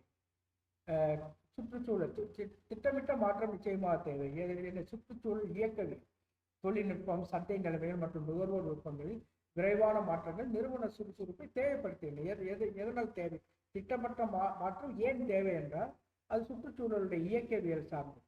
தொழில்நுட்பம், சந்தை நிலைமைகள், நுகர்வோர் விருப்பங்களில் விரைவான மாற்றங்கள் இவையெல்லாம் நிறுவன சுறுசுறுப்பை தேவைப்படுத்துகின்றன. அடுத்து போட்டி அழுத்தம், காம்படிஷன். நிறுவனங்கள் போட்டித்தன்மை மற்றும் பொருத்தமானதாக இருக்க வேண்டும். அடுத்து நிறுவன வளர்ச்சி. திட்டமிடப்பட்ட மாற்றம் நிறுவன செயல்திறன் மற்றும் புதுமைகளை மேம்படுத்த இது நிறுவன வளர்ச்சி. திட்டமிடப்பட்ட மாற்றம் நிறுவன செயல்திறன் புதுமைகளை மேம்படுத்த இது நிறுவன வளர்ச்சியை இது ஊக்குவிக்கிறது. அடுத்து மாற்றத்தினுடைய 3 படி மாதிரி. கர்ட் லெவின் என்பவர் வச்சிருக்கார். அதைத்தான் என்ன சொல்றார்? கர்ட் லெவின் என்பவர் மாற்றத்தினுடைய 3 படி மாதிரின்னு சொல்லுகிறாரு. அதான் இந்த முடக்கம். ஃபர்ஸ்ட் வந்து ஃப்ரீசிங் அப்படின்னா முடக்கம். மாற்றத்தின் அவசியத்தை அங்கீகரிக்க தனிநபர்கள், குழுக்கள் மற்றும் நிறுவனத்தை தயார்படுத்துதல் மூலம் மாற்றத்திற்கான உந்துதலை உருவாக்க மோட்டிவேட் பண்றதுதான் இந்த ஃப்ரீசிங் சொல்றது. அதாவது இதுவரைக்கும் ஒரு குறிப்பிட்ட நிலையிலே வேளாண்மை சென்று கொண்டிருக்கிறது. இப்பொழுது மாற்றம் தேவை. ஆகவே மாற்றத்தின் அவசியத்தை இந்த தனிநபர்கள், குழுக்கள், அங்கே இருக்கக்கூடிய நிறுவனத்தில் இருக்கக்கூடியவர்களை ஏற்றுக்கொண்டு அவர்களை மாற்றத்திற்கு தயார்படுத்துவதன் மூலம் மாற்றத்திற்கான உந்துதலை உருவாக்குவதால் அந்த முடக்கம் என்று ஃப்ரீசிங் என்று சொல்லக்கூடிய அந்த கான்செப்ட். அதாவது மாற்றத்துடைய அவசியத்தை அவர்கள் அங்கீகரிக்கணும் அப்படிங்கிறது. அதாவது அவர்களை தயார்படுத்த அதற்கான உந்துதலை உருவாக்கணும், மோட்டிவேஷனை உருவாக்கணும். அது முடக்கம் தான் சொல்லி முக்கியமான ஒரு கருத்து. ஃப்ரீசிங் என்று சொல்லக்கூடிய ஒரு முக்கியமான ஒரு கருத்து. அடுத்த நகரம். அதற்கு அடுத்த மோட்டிவேஷனுக்கு அடுத்து வரக்கூடியது நகரம், மூவிங். அதாவது செயல்பாடு, அதாவது நடைமுறை செயல்பாடு, புதிய செயல்முறைகள், கட்டமைப்புகள் அல்லது நடத்தைகள் அறிமுகப்படுத்தும் மாற்றத்தையே செயல்படும். அதாவது புதிய செயல்முறைகள், கட்டமைப்புகள், நடத்தைகளை அறிமுகப்படுத்தப்படும் மாற்றத்தை செயல்படுத்தும். அது நகரம். புதிய செயல்முறைகளை செயல்படுத்தும், கட்டமைப்புகள் செயல்படுத்தும், புதிய நடத்தைகளை செயல்படுத்தும். அதான் அந்த நகரும் என்ற அந்த 2வது ஸ்டெப்ல வருகிறது. 3வது புதுப்பித்தல். அதாவது அன்ஃப்ரீசிங் அப்படின்ற ஒரு வார்த்தை. அன்ஃப்ரீசிங், ஃப்ரீஸ் ஏன்னா முடக்கம், அன்ஃப்ரீஸ்னா ஃப்ரீடம். புதுப்பித்தல், மாற்றத்தை வலுப்படுத்துதல் மற்றும் அதை நிலையானதாக மாற்ற நிறுவன கலாச்சாரத்தின் ஒருங்கிணைப்பு. அதாவது இந்த செயல்படுத்துகின்ற நேரத்தில் மாற்றத்தை வலுப்படுத்துதல். ஏற்கனவே மாற்ற வேண்டும் என்பதை சொல்லியாயிருக்கிறது, அதற்கான பயிற்சி கொடுத்தாயிற்று. இப்ப மாற்றத்தை வலுப்படுத்த மாற்றம் நிறுவன கலாச்சாரத்திலே அந்த மாற்றத்தை ஒருங்கிணைத்த அர்த்தம் புதுப்பித்தல் அல்லது அன்ஃப்ரீசிங் என்று சொல்லுவோம். இந்த ஜப்பானிய மாற்றவாதிகள் என்று 2 சொல்லுகிறார். Change model, change models in Japan management. Just in time, GID. உற்பத்தி செயல்பாட்டில் தேவையான பயிற்சிகளை மட்டுமே வழங்குவதன் மூலம் கழிவுகளை குறைப்பதை கவனிக்கணும். அதை எதை தயார் பண்ணணுமோ அதை மட்டும் செய்யணும். அதுல ரொம்ப முழு ஈடுபாட்டோட சொல்லணும். ஜஸ்ட் இன் டைம், உற்பத்தி செயல்பாட்டில் தேவையான பகுதிகளை மட்டுமே வழங்குவதன் மூலம் கழிவுகளை குறைப்பதில் கவனம் செலுத்தணும். Just in time. அடுத்து போகா யோக் அப்படின்னு சொல்லுவோம். போகா யோக் என்பது தவறுகள் நிகழும் முன் தடுக்கும் பிழை தடுப்பு வழிமுறைகள். இந்த போகோ யோக் அப்படிங்கிற ஜப்பானிய வழிமுறை சொல்லுவோம். தவறுகள் நிகழும் முன் தடுக்கும் பிழை தடுப்பு வழிமுறைகளை வச்சுக்கணும். அதன் மூலம் தரம் மற்றும் செயல்திறனை மேம்படும். போகோ யோக் அந்த 2 just in time, poka yoke என்பது ஜப்பானிய வேளாண்மை வழிமுறை. இந்த போகோ யோக் என்பது பிழை தடுப்பு வழிமுறை. தவறுகள் நிகழ்வதற்கு முன்பாகவே பிழை தடுப்பு வழிமுறைகளை கைக்கொண்டிருப்பது அந்த போகோ யோக் என்று சொல்லக்கூடிய கருத்து, ஜப்பானிய கருத்து. அடுத்து தர செலவுகள் பற்றி பார்ப்போம். தர செலவு, மதிப்பீட்டு செலவு, தர தேவைகள், எடுத்துக்காட்டு ஆய்வு சோதனை, தர தேவைகளுக்கு இணக்கத்தின் அளவை தீர்மானிக்க ஏற்படும் செலவு, மதிப்பீட்டு செலவு. அடுத்து தோல்வி செலவு, தர தேவைகளுக்கு இணங்காதால் ஏற்படும் செலவு, எடுத்துக்காட்டு ஒரு வேலையை திரும்ப திரும்ப செய்தல், உத்தரவாத கோரிக்கைகள், இழந்த விற்பனை, இவையெல்லாம் தர தேவைகளுக்கு இணங்காதால் ஏற்படும் செலவு, தோல்வி செலவு. அடுத்து தடுக்கக்கூடிய செலவுகள் இருக்கின்றன. மூலத்தில் தரத்தை உறுதிப்படுத்த தடுப்பு நடவடிக்கையில் முதலீடு செய்வதன் மூலம் தவிர்க்கக்கூடிய செலவு. அதாவது முதல் தொடக்கத்திலேயே எதுக்கு இன்வெஸ்ட் பண்ணணுமோ அதை இன்வெஸ்ட் பண்ணணும், எதை முயற்சி செய்யணுமோ அதை, எதை திட்டமிடணுமோ அது முதல் துவக்கத்தை திட்டமிடும் தடுக்கக்கூடிய. மூலத்தில் தரத்தை உறுதிப்படுத்த தடுப்பு நடவடிக்கைகளை முதலீடு செய்வதன் மூலம் தவிர்க்கக்கூடிய செலவு. அடுத்து செலவு பயன் பகுப்பாய்வு, காஸ்ட் பெனிஃபிட் அனாலிசிஸ். அதன் சாத்தியக்கூறு மற்றும் முதலீட்டின் மீதான சாத்தியமான வருவாயை தீர்மானிக்க தர மேம்பாட்டின் மாற்றம் அல்லது முதலீட்டின் செலவுகள் மற்றும் நன்மைகளை மதிப்பீடு செய்யும். ஆகவே செலவு பயன் பகுப்பாய்வு என்பது அதன் சாத்தியக்கூறு மற்றும் முதலீட்டின் மீதான சாத்தியமான வருவாயை தீர்மானிக்க தர மேம்பாட்டின் மாற்றம் அல்லது முதலீட்டின் செலவுகள் மற்றும் நன்மைகளை மதிப்பீடு செய்யும். அடுத்து செலவு குறைந்த பகுப்பாய்வு, குறைந்த செலவில் விரும்பிய தரத்தை அடைவதற்கான மாற்று நடவடிக்கைகளுடைய ஒப்பீட்டு பகுப்பாய்வு தான் இந்த செலவு குறைந்த பகுப்பாய்வு. இதெல்லாம் ஆங்கிலத்தில் ஒரு முறை நீங்கள் பார்த்து கொண்டிருக்கிறார், தமிழில் ஒரு முறை பார்த்து கொண்டால் இது முழுமையாக நீங்கள் புரிந்து நான் பொழுது ஓரளவுக்கு ஒரு கருத்தை நீங்கள் ஆக்கி கொண்டிருக்கிறீர்கள். நிச்சயமாக நீங்கள் ஒரு முழுமையான இந்த அலைகளை பற்றிய ஒரு குறிப்பிட்ட இந்த அறிவு பகுதியை பெற்று செய்வது ஆங்கிலத்தில் ஒருவரை பார்த்து கொண்டீர்கள் என்று சொன்னால் நிச்சயமாக அது பயனளிக்கும். அடுத்து இந்திய மற்றும் சர்வதேச தர உறுதி முகமைகள். இந்திய மற்றும் சர்வதேச தர உறுதி முகமைகள்னா இந்த NAAC போன்ற கவுன்சில், தேசிய மதிப்பீடு மற்றும் அங்கீகார கவுன்சில் NAAC. இதனுடைய குறிக்கோள் என்ன? இந்தியாவில் உள்ள உயர்கல்வி நிறுவனங்களை மதிப்பீடு செய்வதுதான் NAAC-இனுடைய வேலை. அதுக்கு மதிப்பீடு செய்து அங்கீகாரம் தரும். அடுத்த செயல்பாடு, குறிப்பிட்ட அளவுகோல்களின் அடிப்படையில் மதிப்பீடு செய்தல், கல்வியில் தரமான தரத்தை மேம்படுத்துதல் இதனுடைய செயல்பாடாகும். குறிப்பிட்ட அளவுகளின் அடிப்படையில் நிறுவனங்களை மதிப்பீடு செய்தல், கல்வியில் தரமான தரத்தை மேம்படுத்தும். அடுத்து இதனுடைய ரோல்ஸ் என்ன? இதனுடைய பணிகள், தர உத்தரவாதத்தை வழங்குதல், சிறந்து விளங்குவதற்கு நிறுவனங்களை ஊக்குவித்தல், இதுதான் இதனுடைய ரோல்ஸ், இதனுடைய பணி. அடுத்து இந்திய தர council QCI, quality council of India, quality council, இந்திய தர கவுன்சில். இதனுடைய குறிக்கோள் என்னென்றால் தேசிய அங்கீகார கட்டமைப்பை நிறுவுதல் மற்றும் செயல்படுத்துதல், கல்வி உட்பட பல்வேறு துறைகளில் தரமான தரத்தை மேம்படுத்துதல். முன்முயற்சிகளாக சான்றளிப்பு திட்டங்கள், தரப்படுத்துதல் மற்றும் திறன் வளர்ப்பு நடவடிக்கைகள் எல்லாம் இந்த QCI மேற்கொள்கிறது கல்லூரிகளிலே, யூனிவர்சிட்டிகள், பல்கலைக்கழகம். அடுத்து உயர்கல்வியில் தர உறுதி முகமைகளுக்கான சர்வதேச நெட்வொர்க் இருக்கிறது. அதான் INQAAH என்பது உயர்கல்வியில் தர உறுதி முகமைகளுக்கான சர்வதேச நெட்வொர்க். இதனுடைய குறிக்கோள் என்ன என்று சொன்னால் தர உத்தரவாத முகமைகளினுடைய ஒத்துழைப்பு உலகளவில் உயர்கல்வியுடைய தரத்தை மேம்படுத்துவது அதனுடைய நோக்கம். தர உத்தரவாதம், ஏற்கனவே ஒவ்வொரு நாட்டிலும் தர உத்தரவாத முகமைகள் இருக்கின்றன. இந்த தர உத்தரவாத முகமைகளின் ஒத்துழைப்பு மூலம் உலகளவில் உயர்கல்வியின் தரத்தை மேம்படுத்துவது தான் இந்த நெட்வொர்க். உயர்கல்வியில் தர உறுதி முகமைக்கான சர்வதேச நெட்வொர்க்.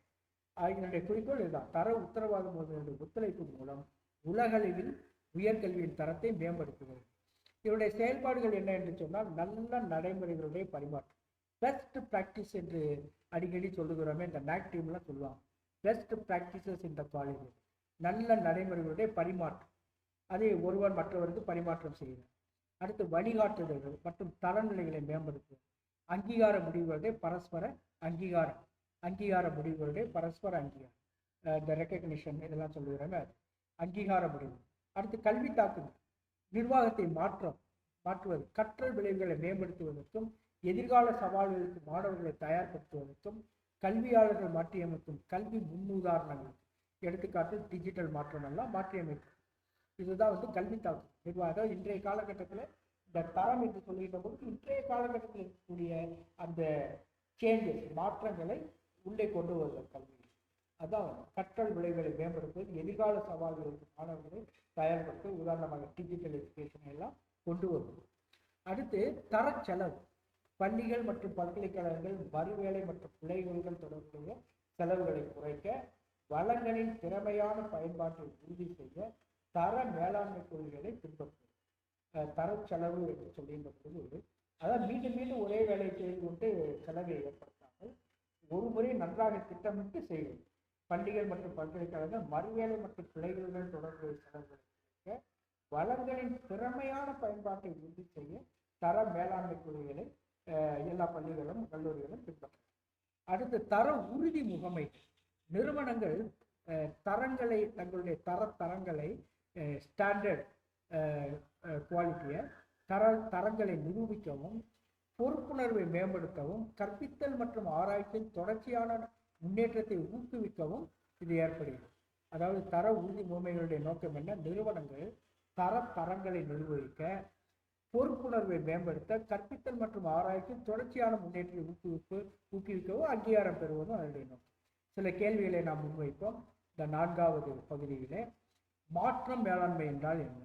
பணியாளர் மாற்றங்களை நிர்வகித்தல், சந்தை மாற்றங்களுக்கு ஏற்ப செயல்படுதல், நிறுவன மாற்றத்தை முறையாக நிர்வகித்தல், புதிய தொழில்நுட்பங்களை பயன்படுத்துதல். நிறுவன மாற்றத்தை முறையாக நிர்வகித்தல், அதுதான் ரொம்ப முக்கியமான விஷயம். மாற்ற மேலாண்மை என்றால் நிறுவன மாற்றத்தை முறையாக நிர்வகித்தல். அதாவது தேவைக்கு ஏற்ப மேலாண்மை மாறிக்கொண்டே இருக்கு. அதான் மாற்ற மேலாண்மை. மாற்ற மேலாண்மை என்பது நிறுவன மாற்றத்தை திறம்பட நிர்வகிக்க மற்றும் செயல்படுத்துவதற்கான முறைகள் மற்றும் செயல்முறைகளை உள்ளடக்கியது.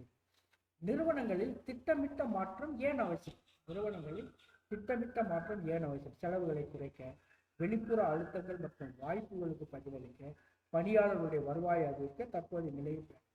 கேள்வி என்ன? நிறுவனங்களில் திட்டமிட்ட மாற்றம் ஏன் அவசியம் என்றால், திட்டமிட்ட மாற்றம் வெளிப்புற அழுத்தங்களுக்கு ஏற்ப, வெளியில் எவ்வளவு தேவைகள், சமூகத்தில் எவ்வளவு தேவைகள், பெற்றோர்களுடைய கனவுகள், அறிஞர்களுடைய ஆராய்ச்சி, திட்டமிடப்பட்ட மாற்றம் என்பது வெளிப்புற அழுத்தங்களுக்கு ஏற்ப நிறுவனங்களுக்கு உதவுகிறது மற்றும் வளர்ச்சி மற்றும் செயல்களுக்கான வாய்ப்புகளை மேம்படுத்துகிறது. லெவல் 3 படி மாதிரி மாற்றத்தினுடைய நிலைகள் என்ன? நம்ம ஏற்கனவே சொன்ன மாதிரி ஃப்ரீசிங், மூவிங், அன்ஃப்ரீசிங். லெவல் 3 படி மாதிரி மாற்றத்தினுடைய நிலைகள் என்ன என்று சொன்னால், உறைதல், அசைதல், ஃப்ரீடம். ரெண்டுமே உறைதல் என்று வருகிறது. உறைதல் இல்லா நிலை. முதல்ல உறைதல், அசைதல், உறைதல் இல்லா நிலை என்பதுதான் சரியான பதில். 3 படி மாதிரியானது தற்போதைய நிலையை அவிழ்த்து புதிய நிலைக்கு நகர்த்துதல் மற்றும் மாற்றத்தை நிரந்தரமாக்குவதற்கு புதுப்பித்தல். 3 விஷயம் இதில் நடக்கும். 3 படி மாதிரியில் 3 விஷயங்கள். தற்போதைய நிலையை அவிழ்த்து விடுதல், அதான் அன்ஃப்ரீசிங். ஃப்ரீசிங், தற்போதைய நிலையை அவிழ்த்து, ஃப்ரீசிங். புதிய நிலைக்கு நகர்த்துதல், moving to the new style of management. புதிய நிலைக்கு நகர்த்தல் மற்றும் மாற்றத்தை நிரந்தரமாக்குவதற்கு புதுப்பித்தல், அதான் ஃப்ரீசிங். அன்ஃப்ரீசிங் அதான் ஃப்ரீடம். அது ஏற்கனவே பயிற்சி கொடுத்து அந்த பயிற்சியை நடைமுறைப்படுத்துதான் அந்த புதுப்பித்தல் என்று. இது ரொம்ப முக்கியமான ஒரு கருத்து. எது என்று சொன்னால், இந்த லெவல்டைய 3 படி மாதிரி மாற்றத்துடைய நிலைகள் என்பது தற்போதைய நிலையை அவிழ்த்து, அதாவது ஃப்ரீசிங், முடக்குவது. அதாவது தற்போதைய நிலை இதுதான் என்று அவர்களை ஏற்றுக்கொள்ள செய்வது, பணியாளர்களை, அந்த மேனேஜ்மெண்ட் இருப்பவர்களை ஏற்றுக்கொள்ள செய்வது. புதிய நிலைக்கு நகர்த்துவது, புதிய நிலை, அதாவது இப்போ அந்த புதிய செயல்பாடுகள் என்னெல்லாம் தேவை என்பதை உணர்த்துதல், மாற்றத்தை நிரந்தரமாக்க அதை செயல்படுத்தும். ஆகிய 3 விஷயங்களை இது கொண்டிருக்கிறது. பின்வருவனவற்றில் எது நிறுவன மாற்றத்தின் பின்னணியில் முடக்கம் இல்லாததற்கு ஒரு எடுத்துக்காட்டு? அந்த ஃப்ரீசிங் இல்லாததுக்கு ஒரு எடுத்துக்காட்டு. பின்வருவனவற்றில் எது நிறுவன மாற்றத்தின் பின்னணியில் முடக்கம் இல்லாததற்கு ஒரு எடுத்துக்காட்டு? புதிய தொழில்நுட்பத்தை அறிமுகப்படுத்துதல், ஊக்கத்தொகையுடன் ஊழியர்களை ஊக்குவித்தல், மாற்றத்திற்கான தேவையை தெரிவித்தல், புதிய கல்விக் கொள்கையை செயல்படுத்தல், புதிய கொள்கையை செயல்படுத்தல். இந்த சி என்பதுதான் ரைட். மாற்றத்திற்கான தேவையை தெரிவிப்பதுதான் முக்கியமான ஒரு விஷயம். முடக்கம் இல்லாததற்கு அப்படின்னா, முடக்கம் அப்படின்னா மாற்றம் தேவை என்பது சொல்லுது. அடுத்து மாற்றத்திற்கான தேவையை தெரிவித்தல். மாற்றம் வெளியிலெல்லாம் இப்படி இருக்கிறது, ஆகவே நாம் மாற வேண்டும் என்று சொல்லி ஏற்றுக்கொள்ள சொல்லுது. அந்த மாற்றத்திற்கான தேவையை தெரிவிப்பது, ஆகவே நாமும் மாற வேண்டும் என்று அந்த மாற்றத்தினுடைய தேவையை தெரிவிப்பது. ஸோ அன்ஃப்ரீசிங் என்பது அடிக்கடி தொடர்பு மற்றும் விழிப்புணர்வை உருவாக்குவதன் மூலம் மாற்றம் அவசியம் என்பதை ஏற்றுக்கொள்ள நிறுவனத்தை தயார்படுத்துவதை உள்ளடக்கியது. ஜப்பானிய மாற்றமதிகள் என்ன என்று அழைக்கப்படுகின்றன? Lean six sigma, kaizen, just in time மற்றும் போக யுகம், போக நுகம் இல்லை யோக், போக யோகா, யோக், போக யோக், மொத்த தர மேலாண்மை. சரியான பதில் ஜஸ்ட் இன் டைம் மற்றும் போக யோக். அதான் முக்கியமான கருத்து. ஜஸ்ட் இன் டைம் மற்றும் போகா யோக் 2 ஜப்பானிய மாடல். கழிவுகளை குறைப்பதிலும் உற்பத்தி செயல்முறைகளில் தரத்தை உறுதி செய்வதிலும் கவனம் செலுத்துகின்றன. போக யோக் என்பது எந்த வகையான பிழைகளை தடுக்க முதன்மையாக பயன்படுத்தப்படும் ஒரு கருத்து. அதாவது ஒரு தவறு வருவதற்கு முன்பாகவே தடுக்கக்கூடிய ஒரு நிலை. போகா என்ற யோக் நுட்பங்கள் உற்பத்தி மற்றும் சேவை செயல்முறைகளில் மனித தவறுகளை தடுப்பதை நோக்கமாக கொண்டுள்ளன. பின்வருவனவற்றில் எது தர செலவாக கருதப்படவில்லை? மதிப்பீட்டு செலவுகள், தோல்வி செலவுகள், லாப வரம்புகள், தடுக்கக்கூடிய செலவு. லாபம் என்று சொன்னாலே அது செலவோடு வர, ஆகவே லாப வரம்பு. தர செலவுகள், மதிப்பீட்டு செலவுகள், தோல்வி செலவுகள், உள் செலவுகள், தோல்வி செலவு, வெளி தோல்வி செலவுகள்லாம் இருக்கிறது. தோல்வி செலவுகள் மற்றும் தடுக்கக்கூடிய செலவுகள் ஆகியவெல்லாம். ஆனால் லாப வரம்புகள் லாபத்தில் சேரும், இதில் செலவில் வரும். ஆகவே குறைபாடுள்ள தயாரிப்புகளை மறுவேலை செய்வது தொடர்பான செலவுகள் எந்த வகையை சேர்ந்தது? குறைபாடுள்ள தயாரிப்புகளை மறுவேலை செய்வது தொடர்பான செலவுகள் எந்த வகையை சேர்ந்தது? உள்தோல்வி செலவு. அதாவது சில திட்டம் சரியாக இடவில்லை என்று சொன்னால் செய்வதை திரும்ப திரும்ப செய்து கொண்டு எந்த விதமான பலன் இல்லாமல் இருக்கிறது. அதுதான் குறைபாடுள்ள தயாரிப்புகளை மறுவேலை செய்வது தொடர்பான செலவுகள் எந்த வகையை சேர்ந்த உள்தோல்வி செலவு. அதாவது வாடிக்கையாளருக்கு தயாரிகள் அனுப்புவதற்கு முன்பு கண்டறியப்பட்ட குறைபாடுகளுடன் உள் செயலிழப்பு செலவுகள் தொடர்புடையவை மற்றும் மறுவேலை செலவுகள் அடங்கும். நிர்வாகத்தை பொறுத்தளவில் இந்த வியாபாரத்தை பொறுத்தளவில் அதை நம்ம சொல்ல முடியும். அதே கல்வியிலும் நாம் பயன்படுத்த முடியும். மாற்ற நிர்வாகத்தில் செலவு பயன் பகுப்பாய்வு முதன்மையாக எதில் வெளிப்படப்படுகிறது? மாற்ற நிர்வாகத்தில் செலவு பயன் பகுப்பாய்வு, காஸ்ட் பெனிஃபிட் அனாலிசிஸ். ஒரு திட்டத்தினுடைய நிதி வருமானம், பணியாளர் திருப்தி நிலை, வாடிக்கையாளர் விசுவாசம், சந்தை போட்டி. எதை சொல்கிறோம் என்றால் ஒரு திட்டத்தினுடைய நிதி வருமானம். மாற்ற நிர்வாகத்தில் செலவு பயன் பகுப்பாய்வு என்பது ஒரு திட்டத்தினுடைய நிதி வருமானம். செலவு பயன் பகுப்பாய்வு ஒரு மாற்றம் முயற்சியில் தொடர்புடைய செலவுடன் ஒப்பிடும்போது நிதி வருமானம் அல்லது பலன்களை மதிப்பிடுகிறது. செலவு குறைந்த பகுப்பாய்வுடைய நோக்கம் என்ன? செயல்பாடுகளில் செலவுகளை குறைக்க, பணியாளர் உற்பத்தி திறனை அதிகரிக்க, குறைந்த செலவில் மிகப்பெரிய பலன்கள். அது ஏற்கனவே நம்ம சொல்றோம். காஸ்ட் பெனிஃபிட் அனாலிசிஸ்னாலே லெஸ் காஸ்ட் மோர் பெனிஃபிட். அதான் காஸ்ட் பெனிஃபிட் அனாலிசிஸ். அதனால் இந்த 3வது தான் ரொம்ப முக்கியமான ஒரு கருத்து. காஸ்ட் பெனிஃபிட் அனாலிசிஸ்ல குறைந்த செலவில் மிகப்பெரிய பலன்களை அடையும். செலவு குறைந்த பகுப்பாய்வு செலவுகள் மற்றும் விளைவுகளை கருத்தில் கொண்டு முதலீடு செய்யப்பட்ட வளங்களிலிருந்து அதிகபட்ச பலனை அடைவதை நோக்கமாக கொண்டுள்ளது. அடுத்து, இந்தியாவில் தேசிய மதிப்பீடு மற்றும் அங்கீகார கவுன்சிலுடைய முக்கிய நோக்கங்கள் என்ன? கல்வி ஆராய்ச்சி நடத்த, உயர்கல்வி நிறுவனங்கள் தரம் மற்றும் சிறப்பை உறுதி செய்ய, பல்கலைக்கழகத்தில் நிதி உதவி வழங்க, மாணவர் சேர்க்கை நிறுவனம். இல்லைன்னா உயர்கல்வி நிறுவனங்கள் தரம் மற்றும் சிறப்பை உறுதி செய்வது அதனுடைய நோக்கம். தேசிய மதிப்பீட்டு மற்றும் அங்கீகார கவுன்சில் நாக் டீமுடைய நாக் என்பதனுடைய முக்கிய நோக்கம் இந்த தர மதிப்பீட்டு நிறுவனத்தினுடைய நோக்கம். நாக் இந்தியாவில் உள்ள உயர்கல்வி நிறுவனங்களை தரம் மற்றும் சிறப்பை மேம்படுத்துவதற்காக மதிப்பீடு செய்து அங்கீகாரம் அளிக்கும். எந்த அமைப்பு இந்திய தொழில்கள் மற்றும் நிறுவனங்களில் தரமான கலாச்சாரத்தை மேம்படுத்துவதில் கவனம் செலுத்துகிறது? எந்த அமைப்பு இந்திய தொழில்கள் மற்றும் நிறுவனங்களில் தரமான கலாச்சாரத்தை மேம்படுத்துவதில் கவனம் செலுத்துகிறது? தேசிய சோதனை நிறுவனம், இந்திய தர கவுன்சில், இந்திய புள்ளியியல் நிறுவனம், பியூரோ ஆஃப் இந்தியன் ஸ்டாண்டர்ட்ஸ். எது? பி என்பது இந்திய தர council, QCI quality council of India. இந்தியாவுடைய பல்வேறு துறைகள் தரமான முன்முயற்சிகள் மற்றும் தரநிலையை மேம்படுத்துவதில் இந்திய தர கவுன்சில் முக்கிய பங்கு வகிக்கிறது. அடுத்து, INQAA கட்சி என்பது முதன்மையாக எதில் அக்கறை கொண்ட ஒரு சர்வதேச நெட்வொர்க். சுற்றுச்சூழல் தரநிலைகள், உயர்கல்வியில் தர உத்தரவாத முகமைகள், பணியிட பாதுகாப்பு விதிமுறைகள், நுகர்வோர் பாதுகாப்பு சட்டம். அதில் நம்ம சரியான பதில் எது சொன்னோம்? உயர்கல்வியில் தர உத்தரவாத முகமை. ஆகவே INQAA கட்சிங்கிறது ஹையர் எஜுகேஷன் நம்ம அப்படி பேசிக்கலாம். முதன்மையாக எதில் அக்கறை கொண்டிருக்கிறது என்று சொன்னால் உயர்கல்வியில் தர உத்தரவாத முகமை. அதான் உயர்கல்வி தர உறுதி முறைமைகளுக்கான சர்வதேச வலையமைப்பு தான் இது. உயர்கல்வியில் உலகளவில் தர உத்தரவாத நடைமுறையை மேம்படுத்துவதில் கவனம் செலுத்துகிறது. ஆகவே சர்வதேச வலையமைப்பு எதற்கு என்று சொன்னால் உயர்கல்வியில் தர உறுதி முறைமைகளுக்கான சர்வதேச வலையமைப்பு, அதைத்தான் INQAAH என்று அதை சொல்லுவது. அடுத்து உயர்கல்வியில் தர உறுதி முகமைகளுடைய பங்கு என்ன? பாடத்திட்ட தரங்களை அமைத்தல், திட்டங்கள் மற்றும் நிறுவனங்களுக்கு அங்கீகாரம் கொடுத்தல், ஆராய்ச்சி ஆய்வுகளை நடத்துதல், மாணவர்களுக்கு உதவித்தொகை வழங்குதல். இதில் உயர்கல்வியில் தர உறுதி முகமைகளுடைய பங்கு என்ன என்று சொன்னால் திட்டங்கள் மற்றும் நிறுவனங்களுக்கு அங்கீகாரம் தரும். கல்வியில் குறிப்பிட்ட தரநிலைகளை அவர்கள் பூர்த்தி செய்வதை உறுதி செய்வதற்காக தர உறுதி முகமைகள் திட்டங்கள் மற்றும் நிறுவனங்களுக்கு முகமை திட்டங்கள் உறுதி முகமைகள் திட்டங்கள் மற்றும் நிறுவனங்களுக்கு அங்கீகாரம். சரியாக சொல்கிறேன். கல்வியில் குறிப்பிட்ட தரநிலைகளை அவர்கள் பூர்த்தி செய்வதை உறுதி செய்வதற்காக தர உறுதி முகமைகள் திட்டங்கள் மற்றும் நிறுவனங்களுக்கு அங்கீகாரம் வழங்குகிறது. கடைசி கேள்வி என்று நினைக்கின்றேன். இந்தியாவில் உள்ள உயர்கல்வி நிறுவனங்களின் செயல்திறனை மதிப்பிடுவதையும் மேம்படுத்துவதில் முதன்மையான நோக்கமாக கொண்ட முன்முயற்சி. இந்தியாவில் உள்ள உயர்கல்வி நிறுவனங்களின் செயல்திறனை மதிப்பிடுவதில் மேம்படுத்துவதில் முதன்மையான நோக்கமாக கொண்ட முன்முயற்சி. NAC, UGC, AICTE, NIT Aayog. அதில் எது என்று சொன்னால் NAAC, NAC. அதான் நம்ம ஏற்கனவே சொன்னதுதான். இந்தியாவில் உள்ள உயர்கல்வி நிறுவனங்களின் ஒட்டுமொத்த செயல்திறன் மற்றும் தரத்தை மேம்படுத்த மதிப்பீடுகளை நடத்துகிறது மற்றும் கல்லூரிகள் பல்கலைக்கழகங்களுக்கு அங்கீகாரம் அளிக்கின்றது.